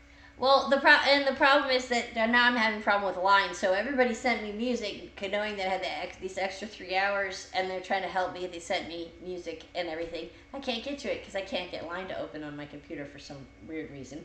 So I'm stuck, basically, with the 22 songs that I have, and whatever else happens to be in my computer at the moment. So I feel bad because everybody went and got these songs for me, and I can't even get to them because I can't get them in my thumb. And now I'm throwing things across the room. Anyway, so y'all are gonna hear about like 3 hours of nonsense now because I was not supposed to be on the air for the next 3 hours, and I was not prepared for this. So we're just gonna bullshit our way through it. But we are here, and we are here for a reason, and we are. And Mhm. I'm really mad because now I cannot get to the the what do you call them? The promos and the The PSAs. Yeah, the PSAs. I can't get to anything. I don't know what's going on with my computer. It's not. It keeps. This is what I get from lying. Unable to tag. Okay. Anyway. So, Well, here, let me pull one up. what are you pulling up? We'll. Oh, I see it. It's asking you to connect your phone. I know. Took it off, and I tried. It won't connect. I've done this. It's been going on all day. What I did was I erased my phone and reset it, and it's given me problems ever since. Anyway, we're talking about phone problems. Anyway, Well, since we can't pull any of them up, I will do a PSA there you live right now. go. Live. Because in the And, U.S., suicide rates have increased 30% since 1999. But healing is possible with professional support, medication, and community. If you're struggling, reach out to the National Suicide Prevention Lifeline at 988 in the U.S. or your country's hotline. There is hope. yeah, Synergy Radio, where music is a lifeline. very nice. Thank Yes. you. I hope that, like I said, that it just takes one. Um, and I know that it sounds cliche or whatever you want to call it for me to say, but um, I, for one, can say that there's light at the end of the tunnel. I Hmm. did not think there was any light at the end of my tunnel ever. Never thought there was. I never thought I'd be in love. I never thought I'd have a normal life. Excuse me if you're saying I never thought I had a normal sex life. None of that stuff because of what happened to me. I thought I was going to spend the rest of my life being alone and never trusting anybody and just being miserable. And I had resigned myself to that. I mean, I pretty much had it figured out what I was going to do when all the kids grew up and left home and all this stuff. And I just was going to wing it, I guess, and be alone. And I was really depressed about that. I definitely didn't want my son to leave home because I didn't want to be alone. And yet, I can't do that to him either. He needs to have his life. Um, I didn't think there was a light. And it really, honestly, it took me. It didn't take, it wasn't the medicine. It wasn't the counselors. It wasn't anything. It was my decision to let it go. And you can do that. Everybody can do that. If I can do it, anybody can do it. Because I was in a bad spot. I just told everybody, and I used to get angry because you know how people, the first thing they'll say is that's the most selfish act in the world. And I try and explain to them, when you're in that frame of mind, you're not being selfish. You think that you're doing everyone else a favor. You really believe that everyone else would be better off without you there. I know that's not true now, but I did believe that. I did Yeah. not. There was no selfishness whatsoever in how I felt. It was all about everyone else. It was all about how I was making everyone else miserable, and I didn't want to do that anymore. I was ruining people's lives. That's how I felt. So, I know there's a lot of people that feel that way, but think about that for a minute when, before you say that to somebody, because it's really not, that's really not the case. You feel like you're hurting everyone else as much as yourself when you're in that way, and the only thing you're trying to do is get rid of the pain, and you feel like you're causing that pain to everybody else too. So I don't really think that there's, I think it's kind of harsh to say that about somebody who's in that condition, because really they need you at that point, and to say something like that is pretty hurtful. So I would veer away from that if you're trying to, talk to somebody who needs some help, because that's typically what I heard over. Oh, you're so selfish. How could you do that? How could you do that to everybody else? I wasn't trying to do it to anybody else. I was trying to do it for everyone else, and that was a sad situation to be in. But that's how people think. So you have to be careful what you say back to them about that situation, because when I would hear that, it would only make me feel worse. So just Yeah, had to throw that that's out kind there. of when the person that you're saying, or if you're that person that is being said, I want to end it. If you're hearing those words from somebody else, and the first thought that you have is, oh, you're being selfish. You might have to look at yourself a little bit too. Sometimes, Same. on the flip side, sometimes we hear that from a singular person so often that we begin to believe that it's a crutch, Yeah. that it's just a cry for attention, that they, they're oh, Trying okay, to they're get a just being point selfish across. again. They're just throwing it again. And then the boy who cried wolf actually wolf. Oh yeah. Yeah. And then everybody's like, well, I didn't see that coming. You didn't really. I I'm guilty. Yeah. It I've gets said hard to hear, and it does. I know, because I've been on both sides of it, and I didn't respond well when it was I on mean, the other foot. I'm not licensed or insured, but I would warrant to say that if a client came to me and said that they were planning, I would be legally obliged now to call if they didn't. Well, I can say I just went through that a couple months ago, a month ago. And I would give the option, okay, if that's truly how you feel, then you need to hang up with me, 'Cause or while I'm on the phone, put me on a three-way call or so the that I police are can going to hear be you call. at your door in a few minutes, because I Yeah. can't get there fast enough, and I need to make sure that this isn't real. And when I work with people around the world, Yeah. I mean, I did it from here with my situation, because I was an hour away and I didn't know what to do, and whether it will, even though I felt it was just a drunken response to get attention, I had to do something. I wasn't going to take that chance. So I had to send somebody to check on the situation. I don't, it doesn't matter that there's no way that I'm just going to let that go. And I've had somebody send people to my house before. I had the police show up at my house one night when I was on school, and was just having a really rough time, and all of a sudden the police show up at my door, and I'm like, what the hell? And it was like, oh, we were really worried about you. But that, is embarrassing as it was or whatever, it sure as hell felt better knowing that they actually cared enough. So right. I just be, if you're the person that's hearing that stuff, be careful how you respond. Think before you act and say something, because some people are in a situation at that point that you really don't want to push them. You want to just give them a hand and say, look, I'm here. Talk to me. Tell me whatever you want. Tell me whatever's on your mind. Even if I don't agree, I'm going to listen to it right now. Don't argue with them. Yeah. Don't sit there and tell them they're wrong. Don't do anything. Just listen. And when they're in that position, that's really all they want is somebody to listen. Sometimes that's all it literally takes. Yeah. And if you can answer a phone call or answer the doorbell or whatever and have a conversation for whether it's 5 minutes or 2 hours, if they need it, listen. And you could have them there You the heard my next day. story on Unplugged yesterday with the employee, and I could tell that hit you pretty hard.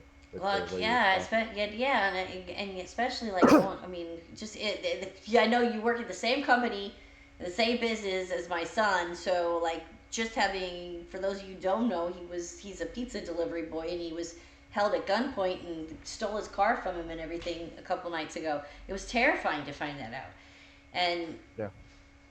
and to have you going through that stuff at the at the same thing with the same, it's just, you never know, ever.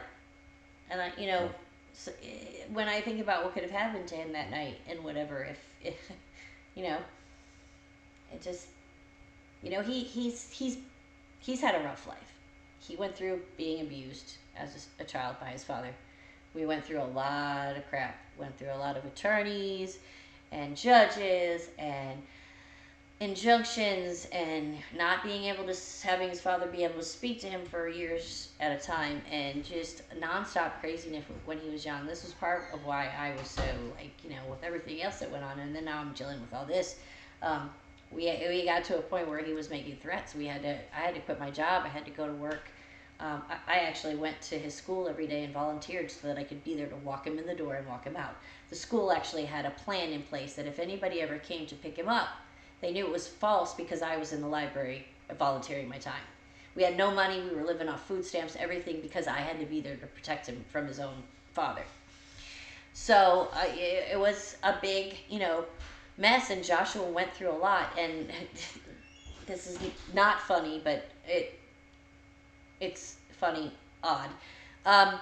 Back when Donald Trump said something about injecting bleach into people or whatever. I mean, I don't know if it was I don't know the exact thing that he said, but there were people who actually believed that if you had bleach, it would save you from COVID.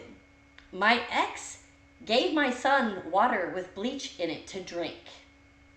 Yes.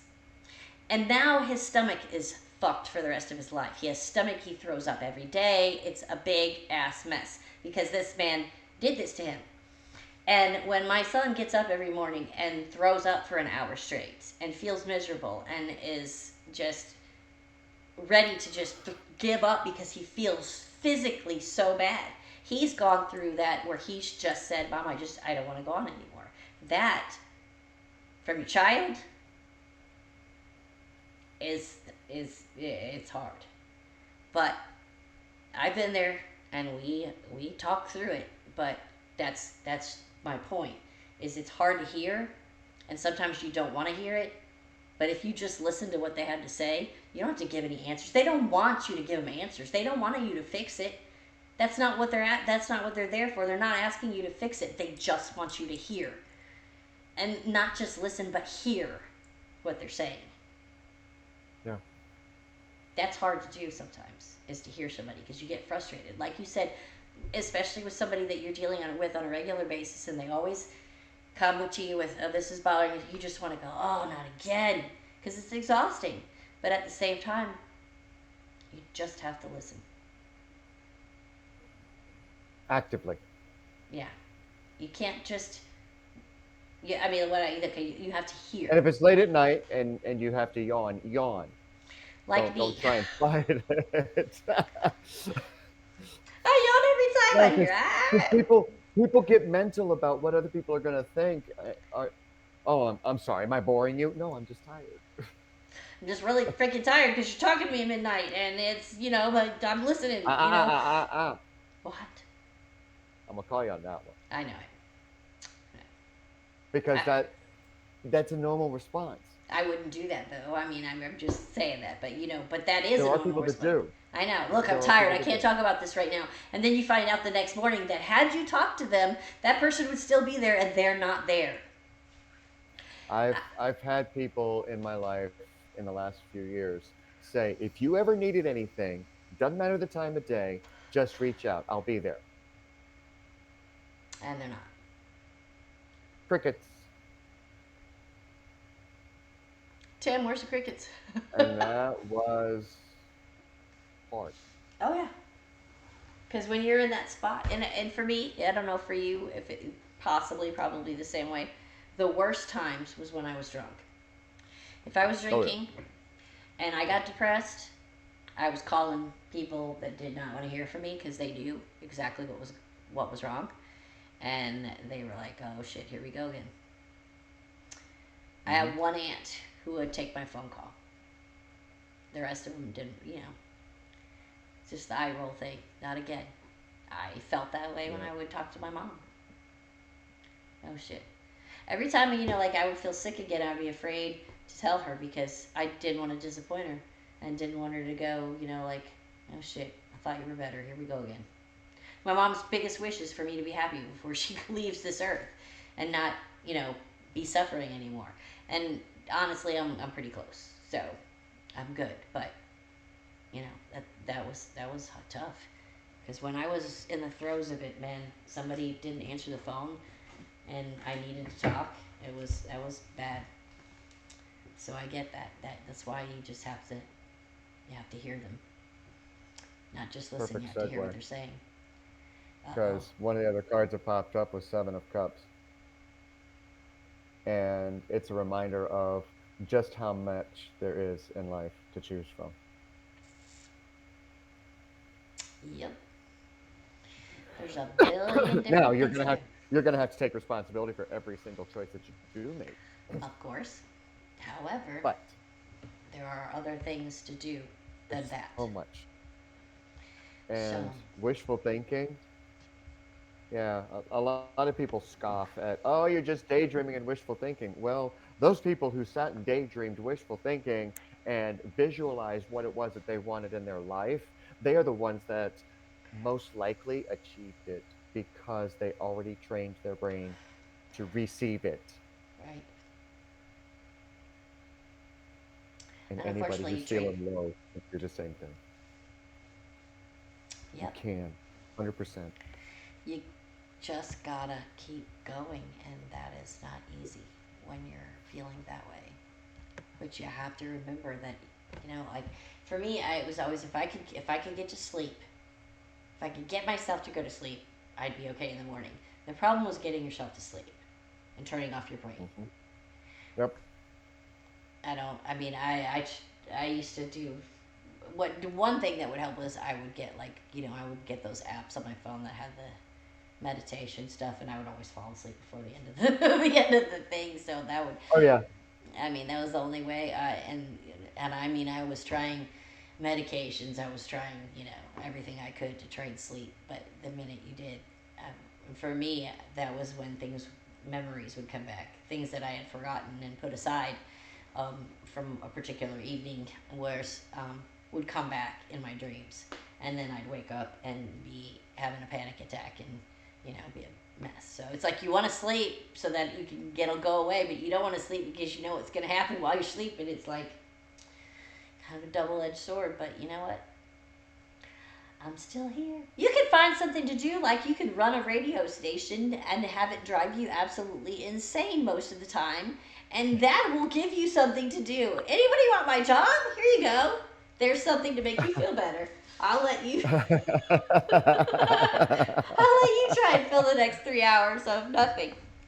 No, I just think it's, there's things to do, and I get them, and people always, my son and other people in my life say whenever you involve yourself in something, you over involve yourself. You put so much of yourself into it that you don't have time for anybody else and you don't think about anything else.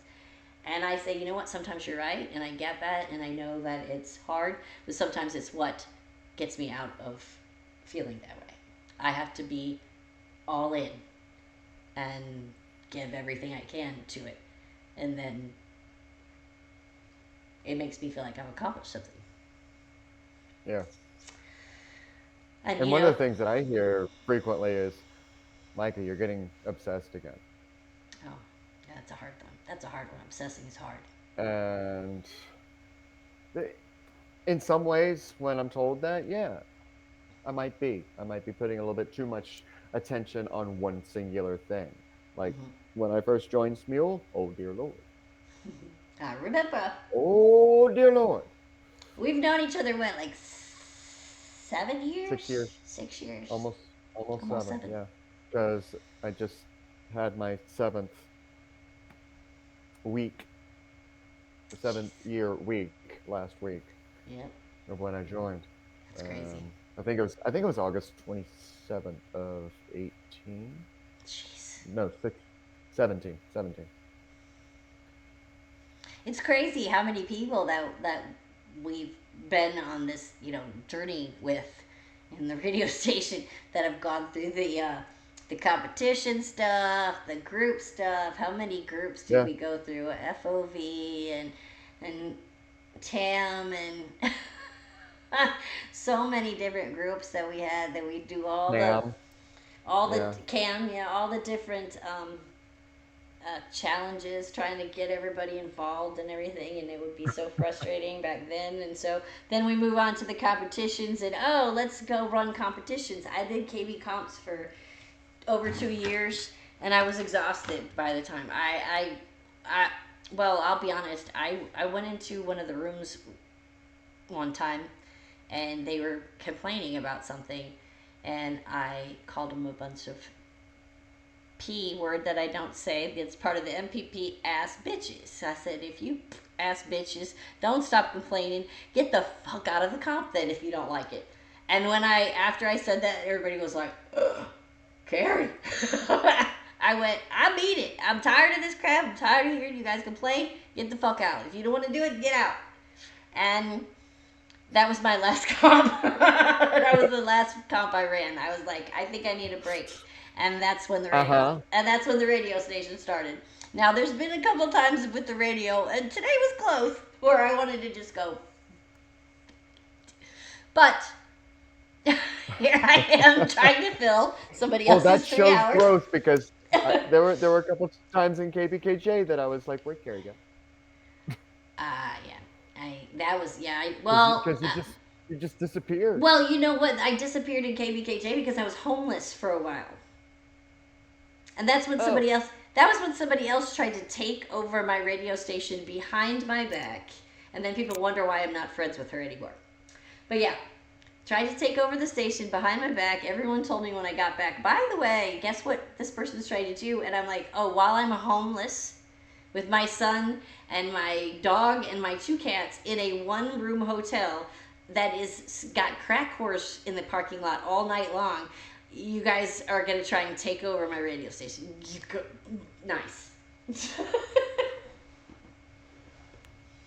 Anyway. I so miss that drama. I'm so oversharing right now. I miss that drama so much. Oh, no.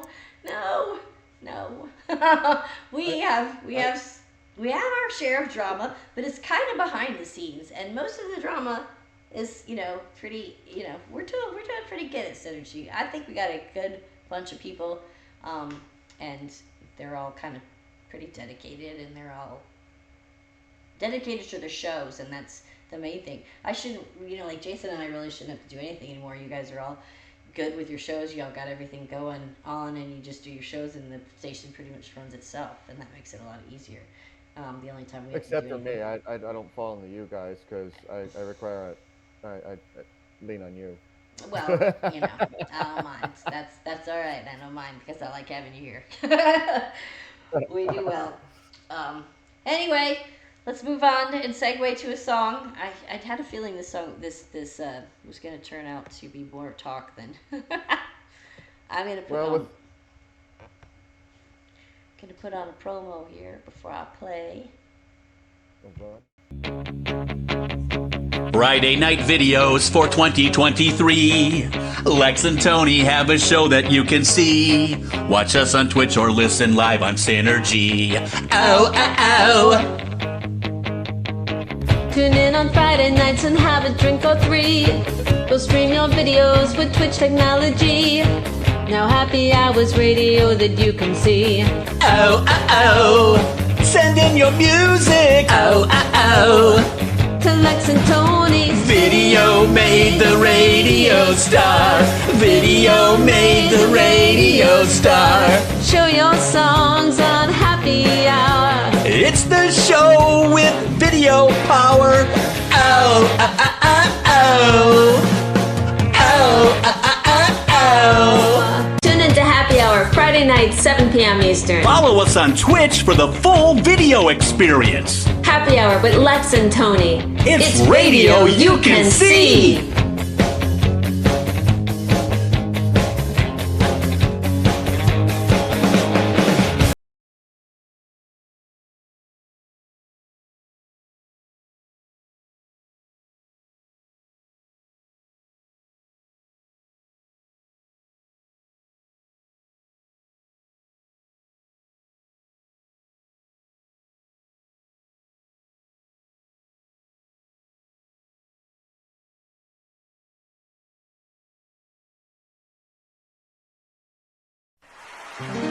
Baby, you know you're the one for me, and all that I want to be is you and me and her, simultaneous you and me and you, simultaneous loving, baby, 2 or 3, simultaneous. Oh! Come on. Have an open mind. Pull my trigger down. Give me the last cold turkey blast. Make it fast. Take my ass to town. Have an open mind. Send my cares away. Ring my bell, you fat piggy whale. What the hell? Today's your lucky day. You and me and her. Simultaneous you and me and Winona Ryder. Simultaneous loving, baby. 2 or 3. Simultaneous. Oh, come on. Have an open mind. It's a normal thing to do. Don't be prude, just get nude or you're being rude. I would do it for you.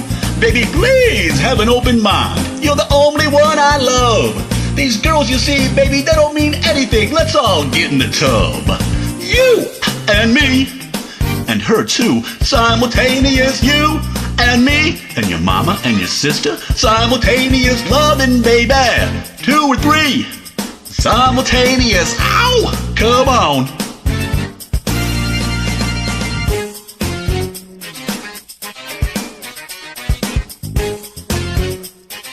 Everybody in the pool.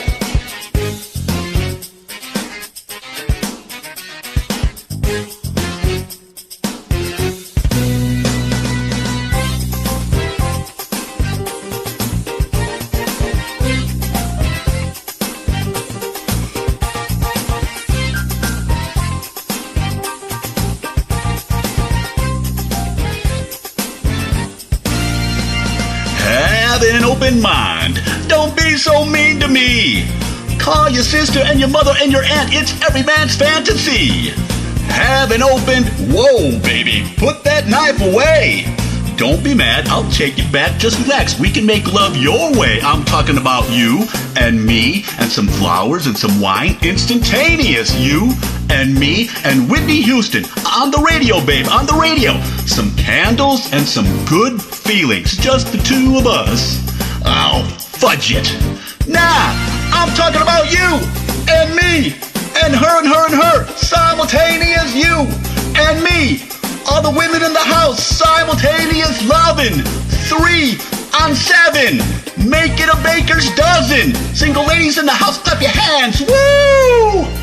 Now that'd be a party, ladies.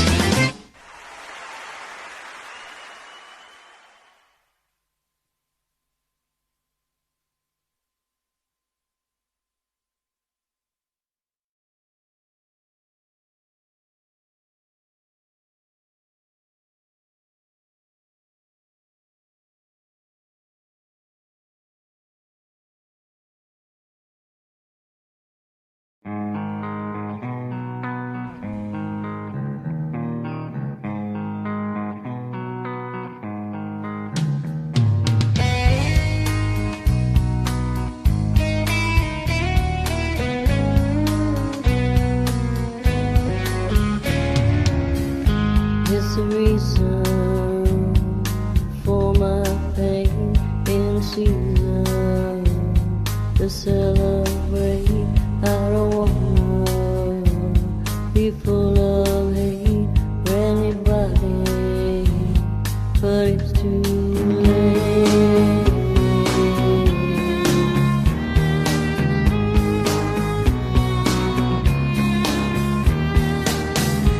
Everyone has beneath my face telling me that I'm a disgrace, showing me things I must face, telling me beneath their sleep.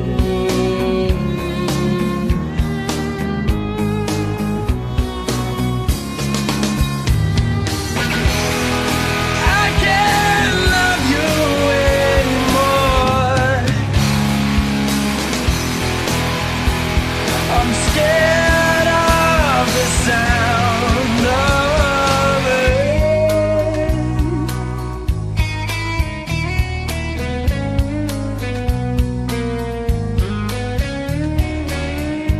It's the reason why I'm down, I'm beaten, been pushed around, hit the ceiling without a sound. Everyone I know considers me a clown.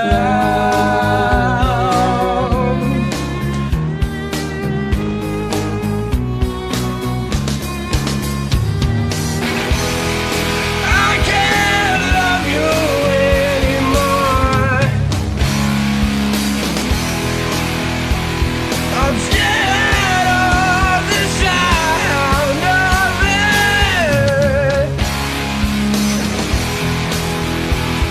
And woman, I just wanted more.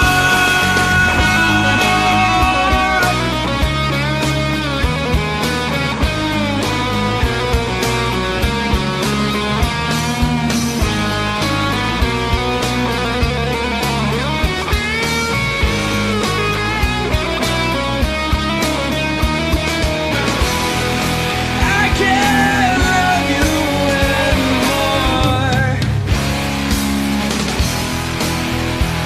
I'm scared of the sound of it.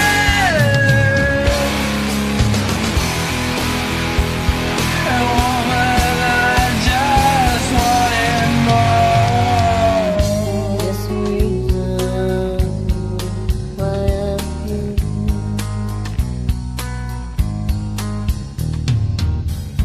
It's the reason why I'm here. Why I'm here. It's the reason why I'm here. It's the reason why I'm here.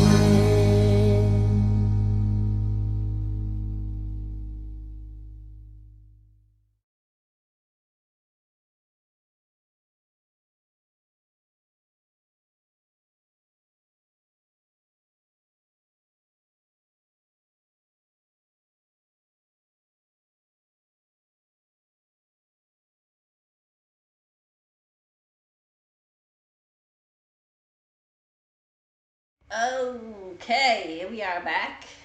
We are logging in or attempting on the screen, so forgive us. I don't know what is going on with my device. It's telling me link your phone's touch I oh, now I know what the problem is. I don't have touch ID or face ID on my phone. I don't have a passcode, so it's trying to yell at me. It wants me to have a passcode. That is the reason it will not connect to line, which is really strange. But anyway, I shall fix that later because I cannot fix it right now. I will take this lovely thing off the screen so we don't have to. Well, it's not like we don't have time.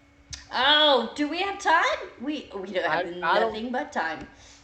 I think we have 2.5 hours to kill. Oh, so I did. Let's see who's lingering. They're all going, what? Oh, Jeannie D is still lingering. I see you, girl. Okay, this is what I needed. All right. I see Jeannie D in the Twitch chat. I see Jeannie D, and I see Sarah, and I see Micah, and I am back on the romper room again. Anyway. Mm-hmm. And she said, "I'm here."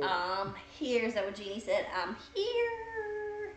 She found out, just so that anybody who's listening, which I know we got 3 people. Anyway, she messaged me because I did say Tim told her I was quitting doing Sinner Smack. The reason I am finished with Sinner Smack is 1, hard to come up with topics. 2, hard to find information on topics. 3, hard to get anyone to commit to being on the show and actually showing up after they commit. 4, getting the ones who do show up on the show to stop talking long enough to actually do the show. So, I decided I can't do the show anymore. There was just too much. I get it. Everybody gets on and they're having a good time and they're having fun and everything, but then they all start talking and then all the point of the show goes away and it just becomes a goofy session. And I don't want to stay up until that late on a Saturday night to have goofy session. I'll take a goofy session in my bedroom over that one any day. Oh, wait, did I say Oh, is that? that why you were trying to hand it off to Jeannie on Saturday? Get out. You're like, Yeah, here, take my show. Take Here, it, my take show. it, please. I gotta go. I don't know. Could be. You know, all this normalcy that has crept up in my life is, anyway. So. What do you mean? What are you talking about? I don't understand. I don't know. Normalcy? We talked about that before. You missed it. Yeah, we did. All right, so I did pull up some statistics that I thought we should take a look at. These are actually from the 2022 CDC has reported that the estimated deaths in the United States alone for 2022, after declining in 2019 and 2020, increased approximately 5% in the United States. The provisional estimates released today indicate that the deaths further increased in 2022, rising from 48,183 deaths in 2021 to an estimated 49,449 in 2022. The 2 groups did see a decline in numbers of the Indian and Alaskan Native people that went down, and that's the only section that went down. I mean, imagine 100,000 people in 2 years. Yeah, imagine that many people just disappearing at once. And for why? It says the troubling increase requires immediate action across our society to address the staggering loss of life from tragedies that are preventable. The chief medical officer said everyone can play a role in efforts to save lives and reverse the rise in these deaths. The report underscores the depths of the devastating mental health crisis in America. Mental health has become the defining public health and societal challenge of our time. Far too many people and their families are suffering and feeling alone. The U.S. General says these numbers are a sobering reminder of how urgent it is that we further expand access to mental health care, address the root causes of mental health struggles, and recognize the importance of checking on and supporting one another. If you or a loved one are in emotional distress or on a life crisis, please know that your life matters and that you are not alone. The 988 Suicide and Crisis Lifeline is available 24/7 for anyone who needs it. So instead of 911, it's 988. And YJ mentioned last night that if you select option 1, if you're a veteran and you select option 1, I think it sends you to a completely different line. Right. For that kind of assistance. For that, yeah. Yeah, that's pretty. I'm really glad he focused on that last night because it gave us a little more information. So was I. Yeah. So was I. Bravo, YJ, for yes. an amazing, for bringing something message. Really important to the forefront. I mean, of all people, in our society, they should get a lot more respect than they do. and be treated a little better than they are. I mean, it's really sad. I mean, I get really tired of being, driving down the street and seeing homeless vet on the corner begging for just, being able to eat. It shouldn't be that way. No. All right, I'm gonna give you some more information. The National Action Alliance for Prevention and the 988 Blank and Crisis Lifeline suggest 5 steps to help safeguard people from the risk of unliving and support them when in crisis. And some of the other DJs may have gone over this today, but it's not something that isn't worth repeating. Ask is number 1. Asking and talking about it may in fact reduce rather than increase the ideation. I know a lot of people are afraid to bring it up. They're afraid to talk about the subject. They think it'll make people, oh, okay, I heard about it, so now I'm going to go do it. No. 90% of the time, the person that you're talking to or the group that you're talking to, it's not going to force anyone to do it. It might stop someone from doing it. So there's no reason not to. I mean, thinking that you're going to cause somebody to do that because you mentioned it is just silly.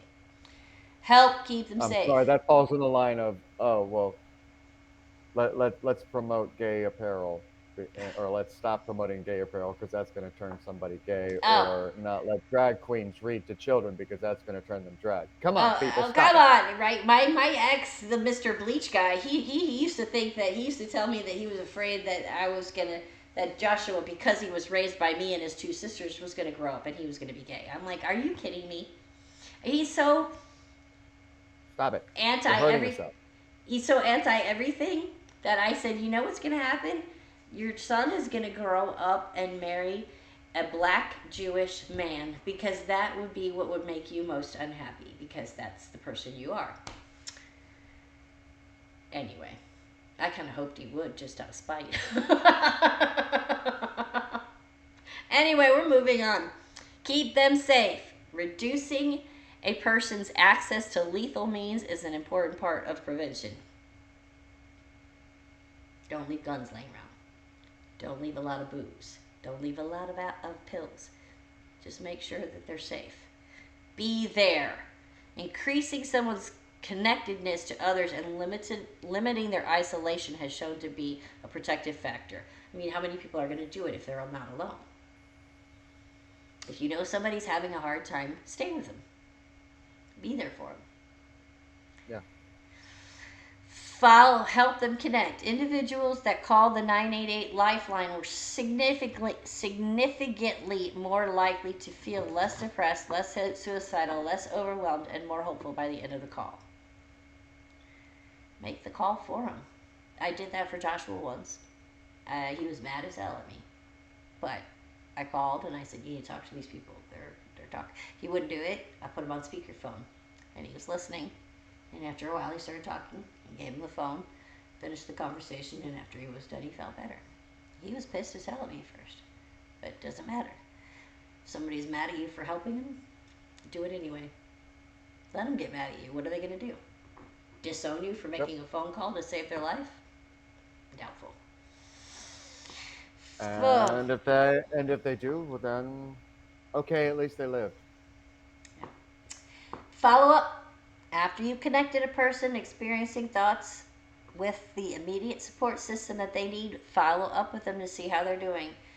That can help increase their feelings of connectedness and support. The evidence that even a simple form of reaching out can potentially reduce the potential's risk.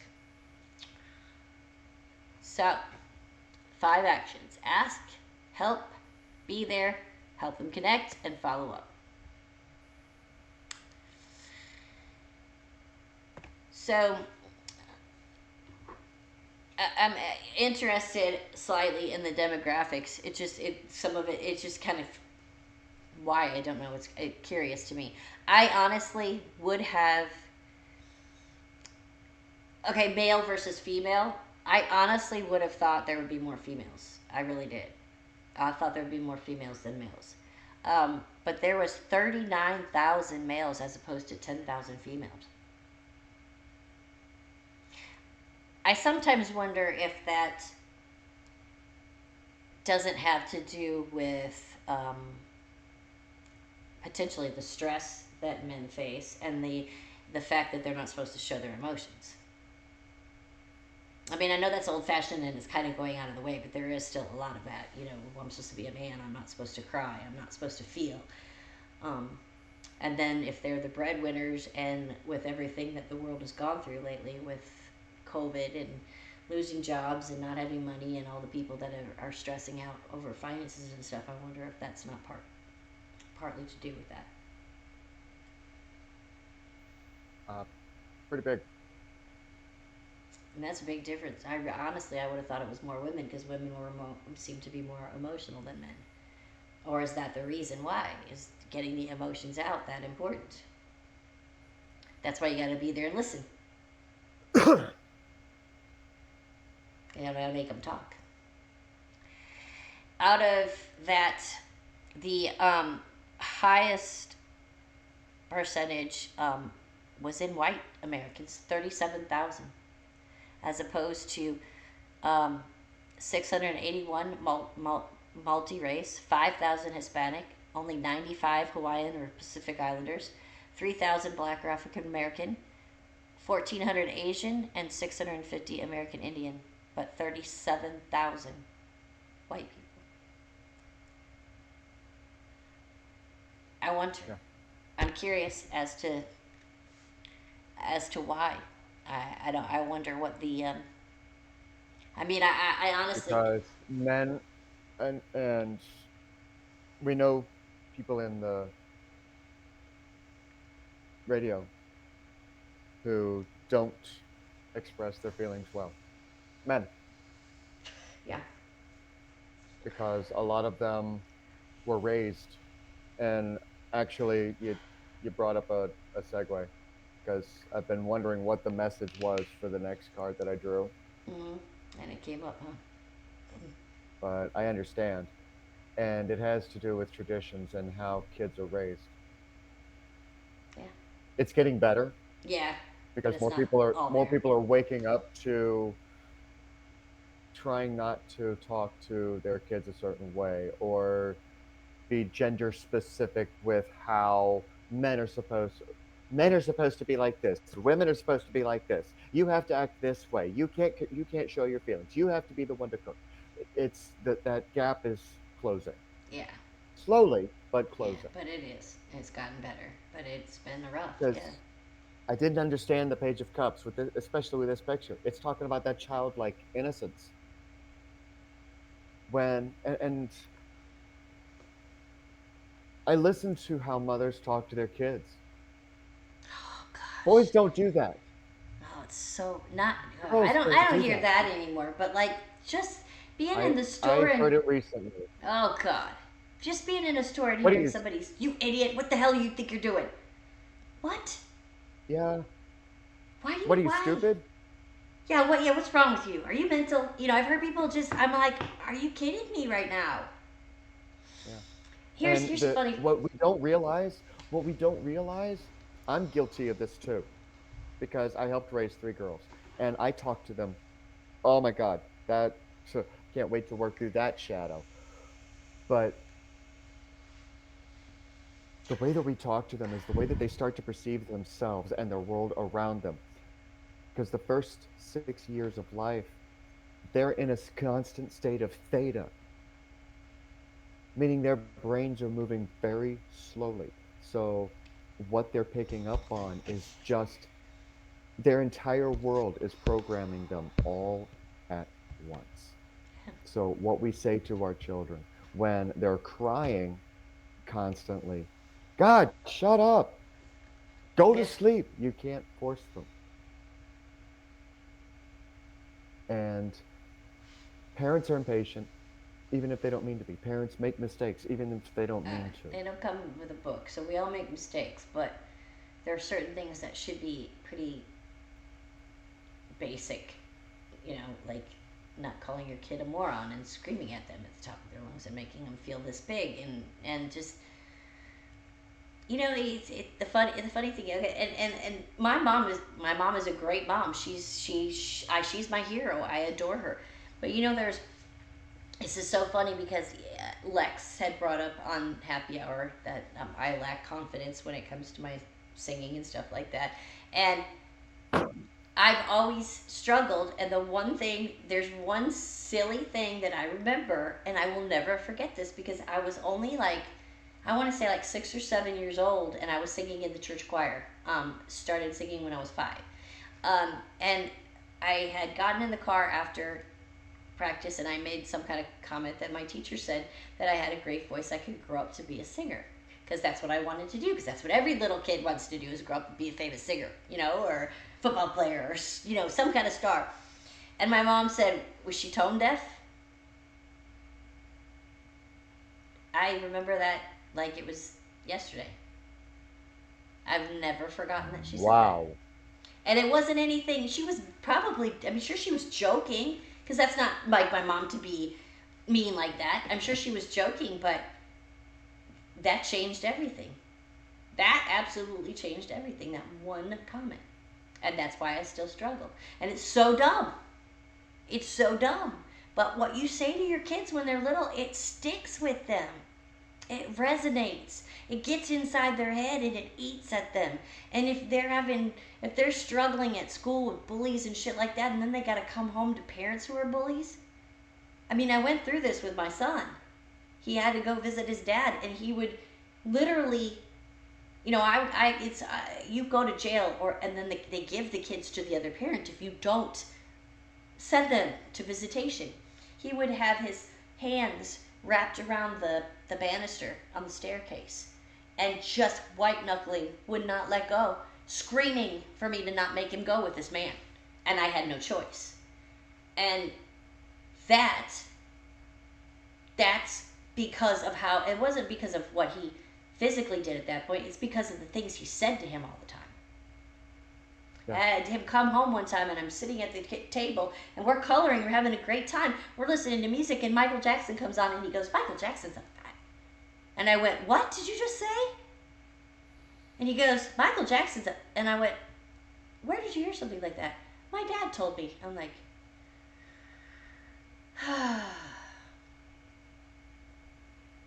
Yeah. you know what? I'm going to be 100% honest here, and I've told my son this. I am grateful that he kicked him the time he did. My son came home from Christmas break at 5 years old, little bitty boy with 36 bruises on his body from being kicked by his father.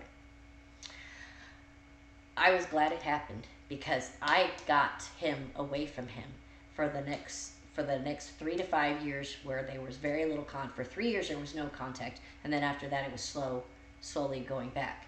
But I had him during those formidable years when I could take that shit away from him, and he didn't have.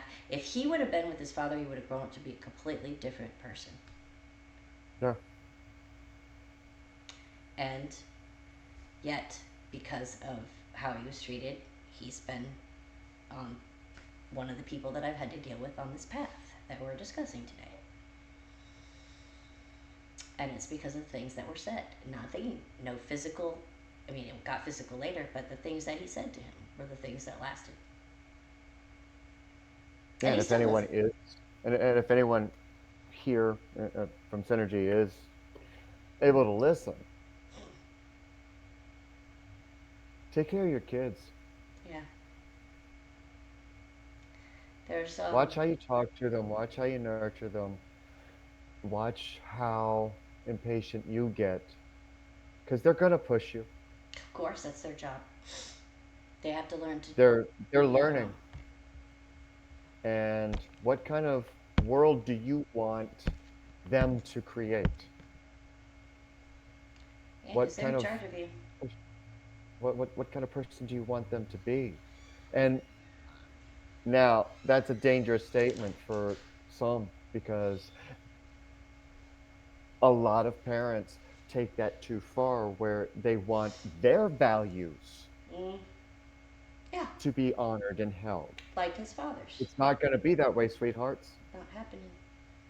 It because every single person is going to have their own set of values, own set of beliefs, and everything is going to come in and define in their minds who they are where they want to go, and how much confidence and self-worth they have getting there. So when you are trying to help them become who they're supposed to be, make sure it's not mini me's, because you can't create a mini me. Shouldn't. I'm going to Shouldn't. should on you for that one. Yeah. You know, um, as I mentioned earlier, my son was held at gunpoint and his carjacked, basically, but intentionally. These three kids. It was a gang initiation. We found out, and it was a 13-year-old little thug that was with an 18-year-old and a 20-year-old, 23-year-old, I believe. And it was a gang initiation. They called. They didn't want a pizza. This was their way of initiating this kid into the gang. So he got there. He No one was at this address. It existed, but no one. It wasn't a home, or there was no one there. It was like bogus. So as he's pulling out and leaving, because he called and it just went straight to voicemail. As he's pulling out and leaving, these three kids come up and go, "Hey, it's for us, it's for us." So he stops and he gets out of the car and he pulls out the pizza thing and he opens it, and the guy reaches in and grabs the pizza and yanks it out. And Josh was thinking at that point, okay, I'm gonna get robbed of this pizza, but okay, who gives it, whatever. But they asked him how much it was. So he gave him the amount. This kid had a backpack on. He pulled it around to the front and went to unzip the front pocket like he was getting money, and instead he pulled a gun and put it in my son's face, and they screamed, "Get his car!" And they got in the car, and they were like, "Where are the car keys?" And he's like, "The car's running. They're in the ignition." Where's his phone? Where's his phone? They grabbed his phone. Then they took off, and he said he threw the pizza box. He still had the pizza warmer box. He threw it at the car. I said that was not smart. But anyway, his comment, he didn't tell me about it at first. He was afraid that I would freak out, so he didn't tell me. He called my mom, and my mom went and picked him up because it was my dad's car that was stolen and all that stuff. She went and picked him up and took him to the police station, all that kind of crap, and she dealt with it, and I thank her deeply for that because I would have been a mess. But his comment to her, she said, "You had to have been terrified." His comment to her was, "Yeah, my dad's aimed a gun at my face before, so did his friend." It's like, I just don't, I don't even know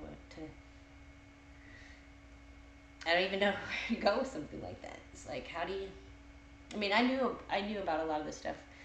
It was just, and then courts and stuff like that, they don't work for the victim. We had three different counselors come in and go and tell the judge that he didn't need to be around this man anymore, and they waited until they got their own counselor. They disqualified all the ones that we had, and then they got their own counselor, and when they got one that said that he needed to go back to his dad, then that was the one that was okay. What? And the judge just lets it happen? It's like, anyway, so things like this, people like him, this is the reason why people get to this point where they're so despondent that they just don't know what to do anymore. But just like Joshua did, we'll get through it. Yeah. You have to remember that just because one person, whether it be a parent or not, just because they're your parents doesn't mean they're always good people. And unfortunately, there are a lot of bad parents. And if you have two bad parents, it's even worse. But you have to remember that it's not your fault, and that everything that your parents do isn't because you did anything wrong. It's just who they are, and you have to become you and let them go. And I'm really, really trying not to cry now, Anyway, we're gonna play a song. I think we need to. If I can get there. I can't see it in my mind. Don't worry. Oh gosh. I can't see it anymore. Oh, you know why I can't see? Because I took my glasses off. Anyway, let's go. Let's play something else here. Here we go. I don't even have who this is on here. I hope it has a song attached.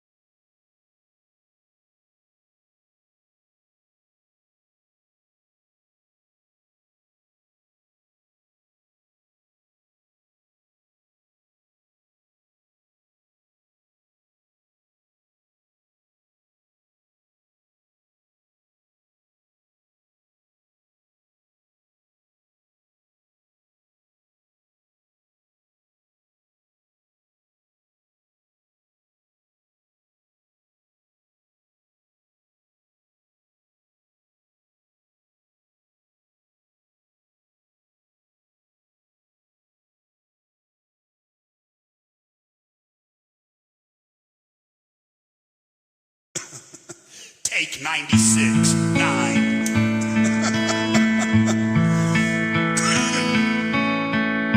Every time our eyes meet, this feeling inside me is almost more than I can take. Baby, when you touch me, I can feel how much you love me, and it just blows me away. I've never been this close to anyone or anything. I can hear your thoughts, I can see dreams. I don't know how you do what you do. I'm so in love with you. It just keeps getting better. I wanna spend the rest of my life with you by my side, forever and ever. Every little thing that you do, Baby, I'm amazed by you.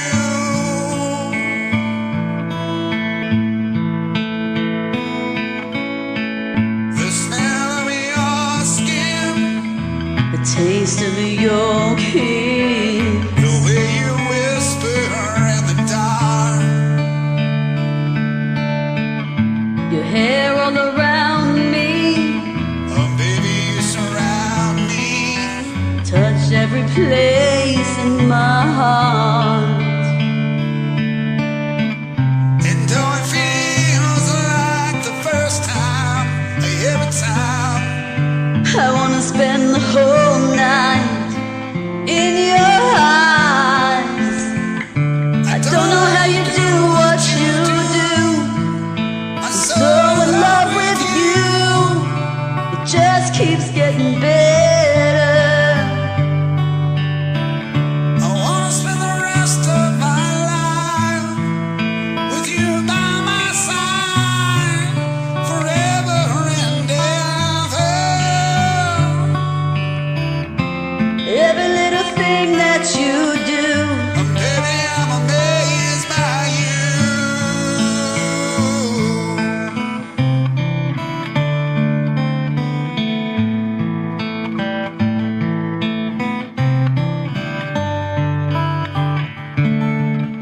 I don't know how you do. I'm so in love with you. It just keeps getting better. I wanna spend the rest of my life With you by my side, forever and ever. every little thing that you do. Baby, I'm amazed by you. For every little thing that you do, baby, I'm amazed by you.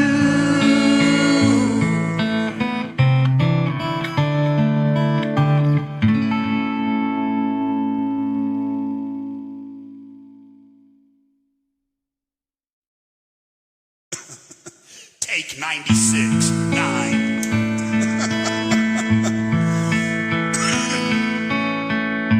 Every time our eyes meet, this feeling inside me is almost more than I can take.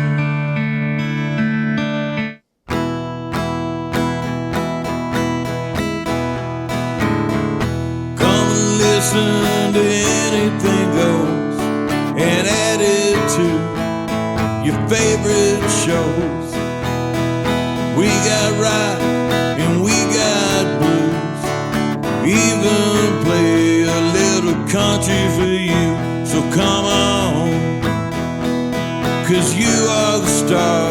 Come on, 'cause you are the star. Hey, this is The Liberator. Join me and Papa Dave on Thursdays from 6 p.m. to 8 p.m. for Anything Goes. We'll be rocking the house.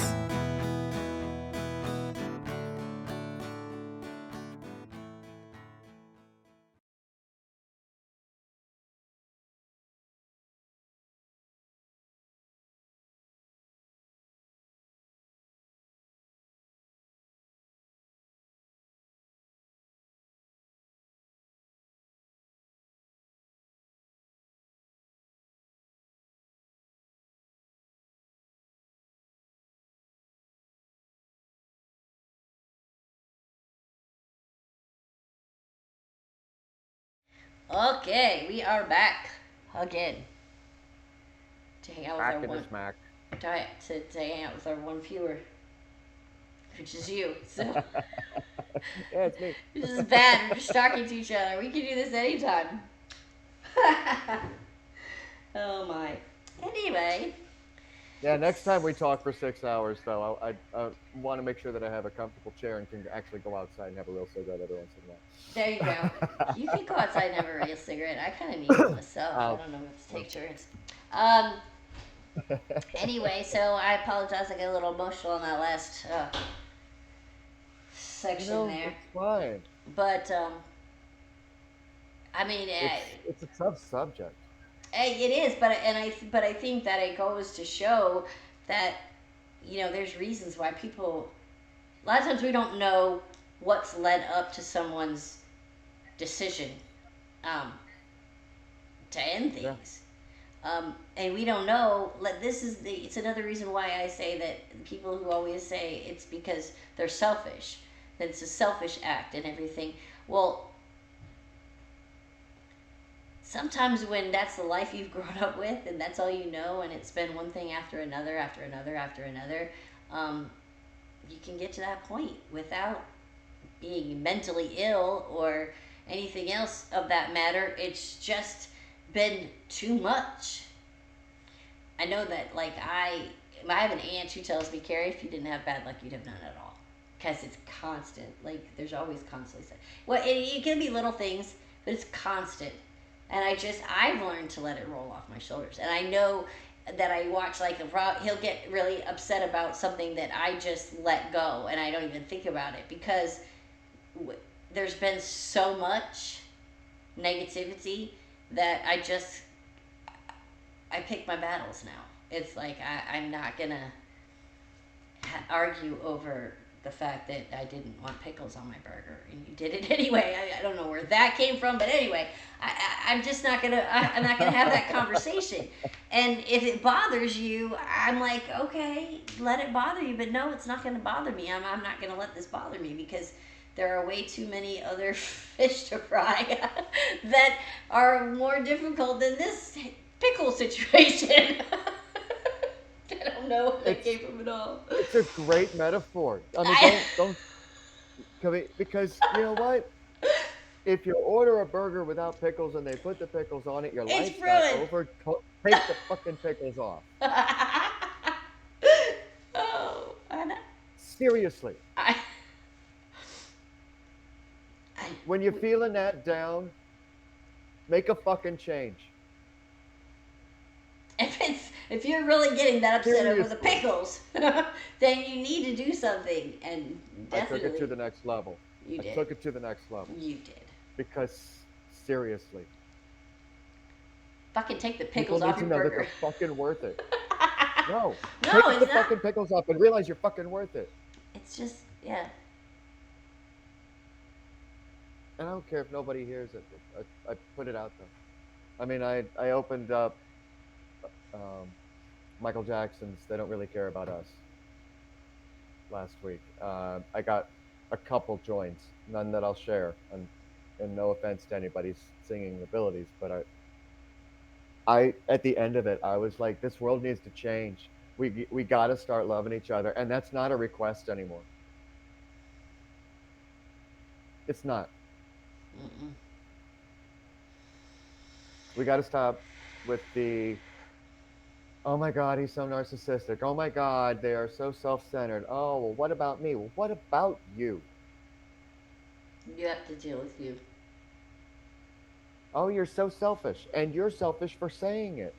Because you calling me selfish means that I'm not giving you the attention that you think that you need, which is selfish in itself. So if we take being selfish to take care of ourselves, and if we take it to another level and say, no, no, no, no, no, you need to stop being selfish, then we're not doing that right either. Gotta Because then we're take just care of yourself. putting it out. That's the hardest thing to do, though. It's funny how we get to a point in society because of the way we were raised, once again, the same similar stuff, that we get to a point where we feel like we can't do anything for ourselves, or we're being selfish. I can't take time out of my day to do this because I should be doing this for the kids, or this for the, I shouldn't take time out for myself.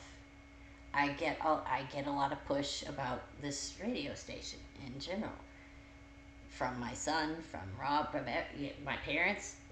You spend too much time on it. Why do I spend so much time on it, though? It's not just me anymore. Want to. Well, no, and it's not just me anymore. I'm not just doing this for me anymore. I mean, there's 220 some people in the room. There's 20 some people in the staff room that all have a part in this. And if I just decide, okay, well then I'm just going to walk away, that affects all of them. So it's not just, I understand that, people go, well, it's a hobby. It's just a hobby.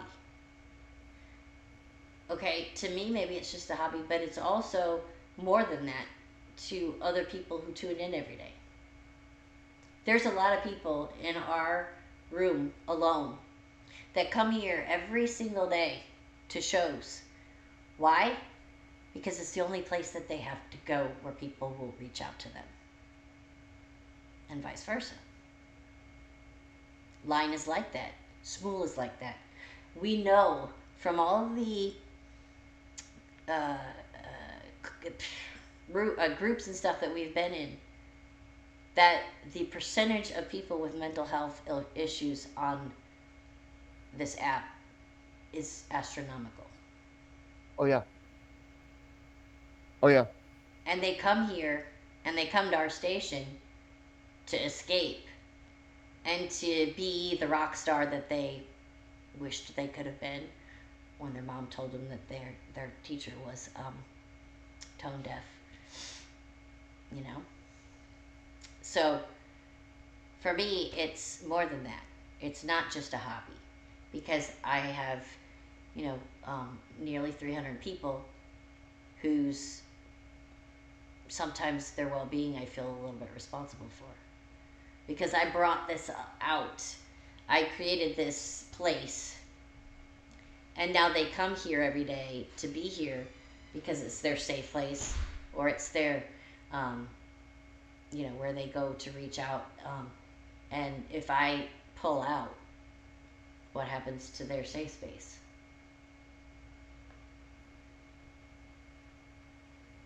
So for me, it's not like just a hobby. Goes somewhere else and I'm not going to trash talk anybody, but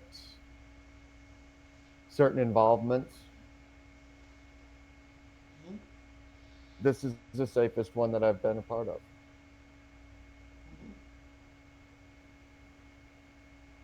We have a decent group of people. We have a few things going on, but we have a decent group of people, and we have a lot of love. We have people who aren't the best singers. We have people that aren't the best whatever. We have people that are fantastic and should be famous.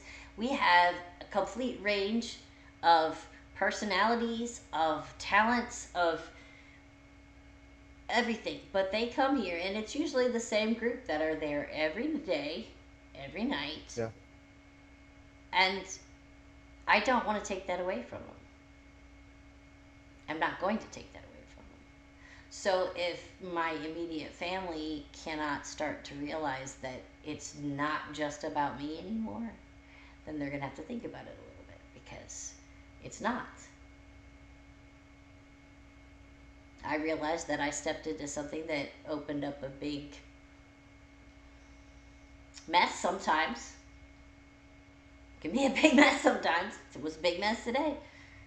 But I can't just go in and take that from people. And this is the perfect place to be having this marathon, because this group of people, there's a lot of them that are right on that line. And Yeah. sometimes that room is what pulls them out of it. And I know that for a fact because I've had people tell me. I've had somebody come to me and say, I was going to do this today, but I got on the radio, and you played my song, and everybody in the room was just going on about, and I felt so much warmth and so much love that I couldn't go through it. That says everything. Yeah. Anyway, it's time for a song. Do we have any left? I don't know. You've got the you've got the line. Let's listen to Wally Ainsworth going, I keep forgetting. Isn't he I Am Waldo? Is that? No, that's a different person. Anyway, let's hope we're hearing the song. Here we go.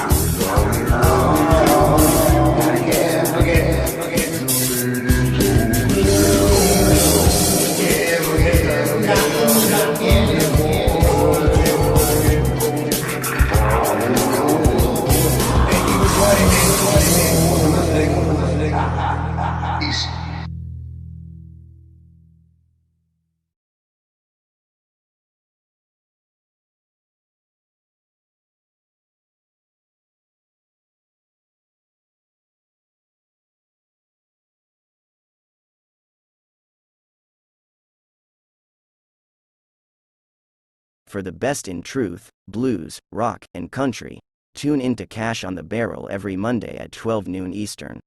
On Rogue Radio, simulcast on Synergy. Because the truth ain't gonna deliver itself.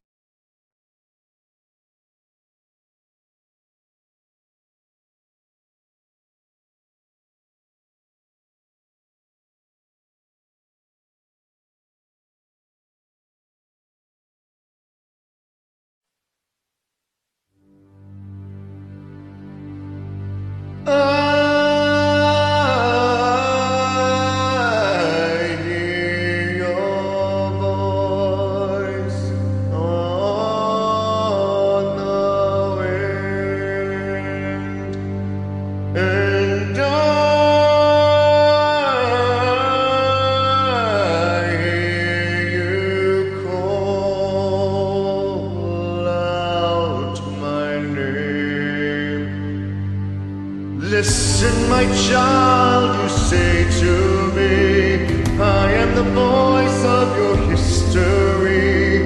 Be not afraid, come follow me. Answer my call and I'll set you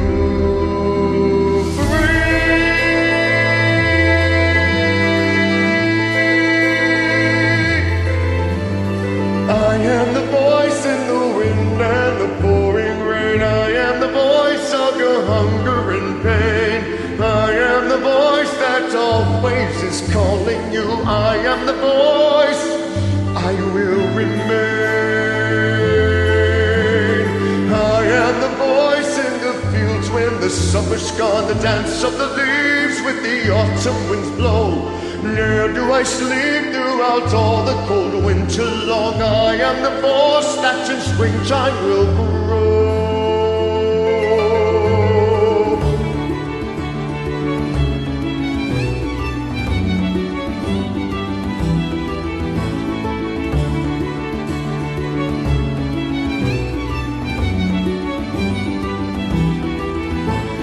I am the voice of the past that will always be filled with my sorrow and blood in my fields. I am the voice of the future. Bring me your peace. Bring me your peace and my wounds they will heal. I am the voice in the wind and the pouring rain. I am the voice of your hunger and pain. I am the voice that always is calling you. I am the voice. I am the voice of the past that will always be. I am the voice of your hunger and pain. I am the voice of the future. I am the voice. I am the voice. I am the voice. I am the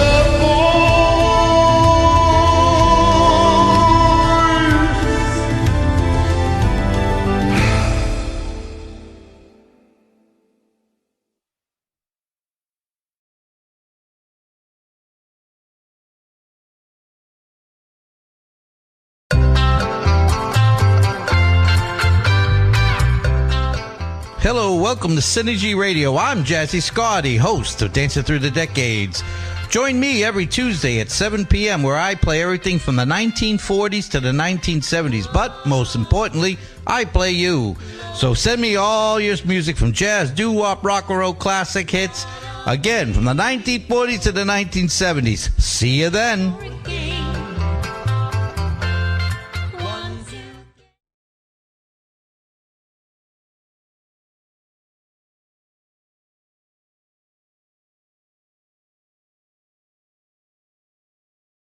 Okay, we are back again. How many times have we been back now? I should count. 1, 2, 3, 4, 5. One for every 15 minutes. 7:30. Almost, yeah. Got an hour and a half to Four go. and a half hours. We did it that far. What are we going to do for the Yep, next so 4 far. hours? Hour and a half. I think that you need to tell us a little bit more about your card. Even though you don't want to.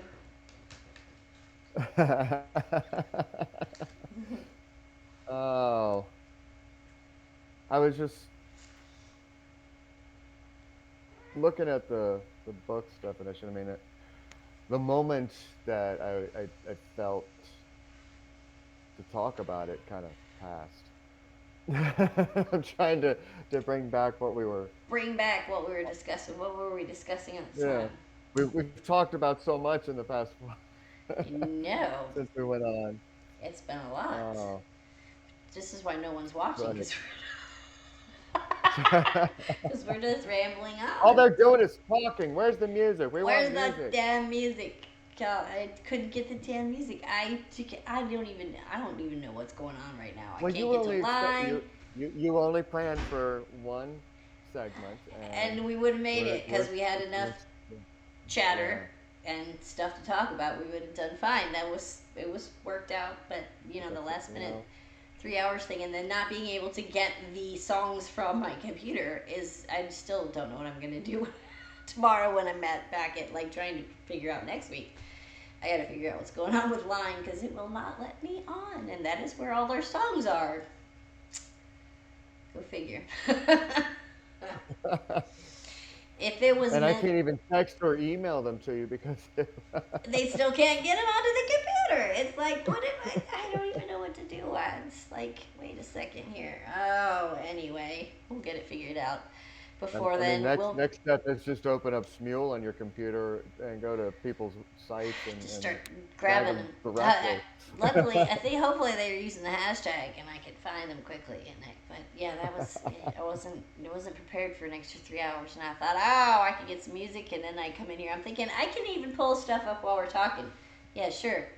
You could if you could get to the music, but you can't because you can't get online. Oh my gosh, what a day. Anyway. Oh, I remember now Oh. because I got to the next page and it clarified because we were talking about you with doing Synergy and wanting to give it up because of the external communication or chatter that you were hearing about it. I mean, Right. it started off as a hobby because you just it was something that Right. you kind of wanted to do. You finished up the comps with a grandiose exit, I might add. Yes, I might Uh, add. Fucking pussies. we're not going to rehash that story. Sorry you missed it. Yeah, you missed the But fun. I'll just say, get a life, you fucking pussy. I don't need to say that out loud. Anyway, sorry. oh, Yeah, I'm gonna get in trouble. sometimes diarrhea of the mouth just happens, It just and you does. just can't help it. Yeah. It When you're it just really, it really just angry, does. and I needed to get out of that. It was time. So that was my exit. But now Anyway, it's so much more for you because there's so many people in Synergy itself who come together to heal. yeah. So it's not I just a hobby I mean, anymore. we have 150 plus people who lurk and occasionally send songs. Yeah.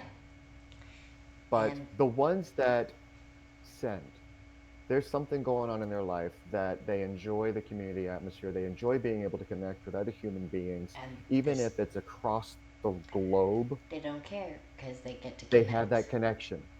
and they And don't you know have. what's great? And I'm gonna take this to a metaphysical level now, because you know what's great about electronic connection is that there's no separation. No, the only separation that is true is physical. So that's the one thing that Synergy, Line App, Smule will, unless you're having a meetup, that will never replace, and that's the physical.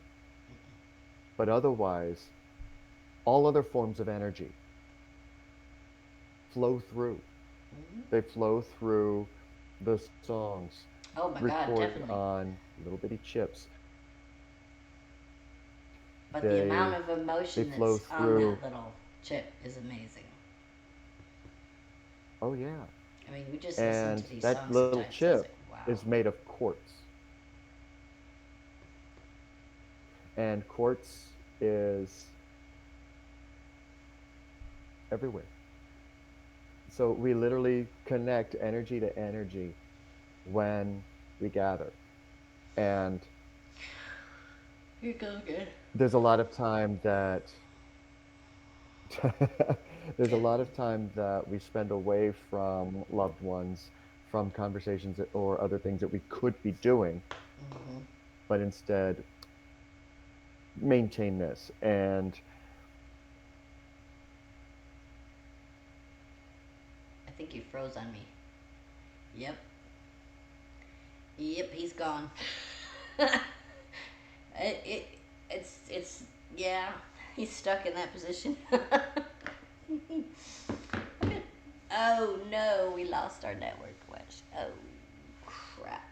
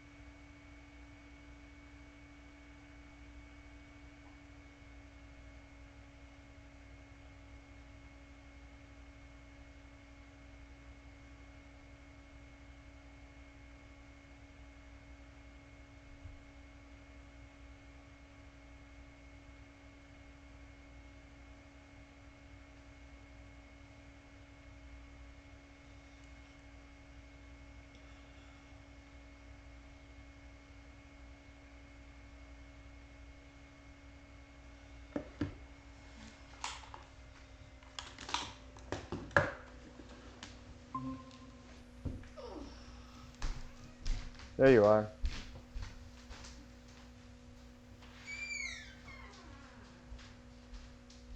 You reconnected. Gary.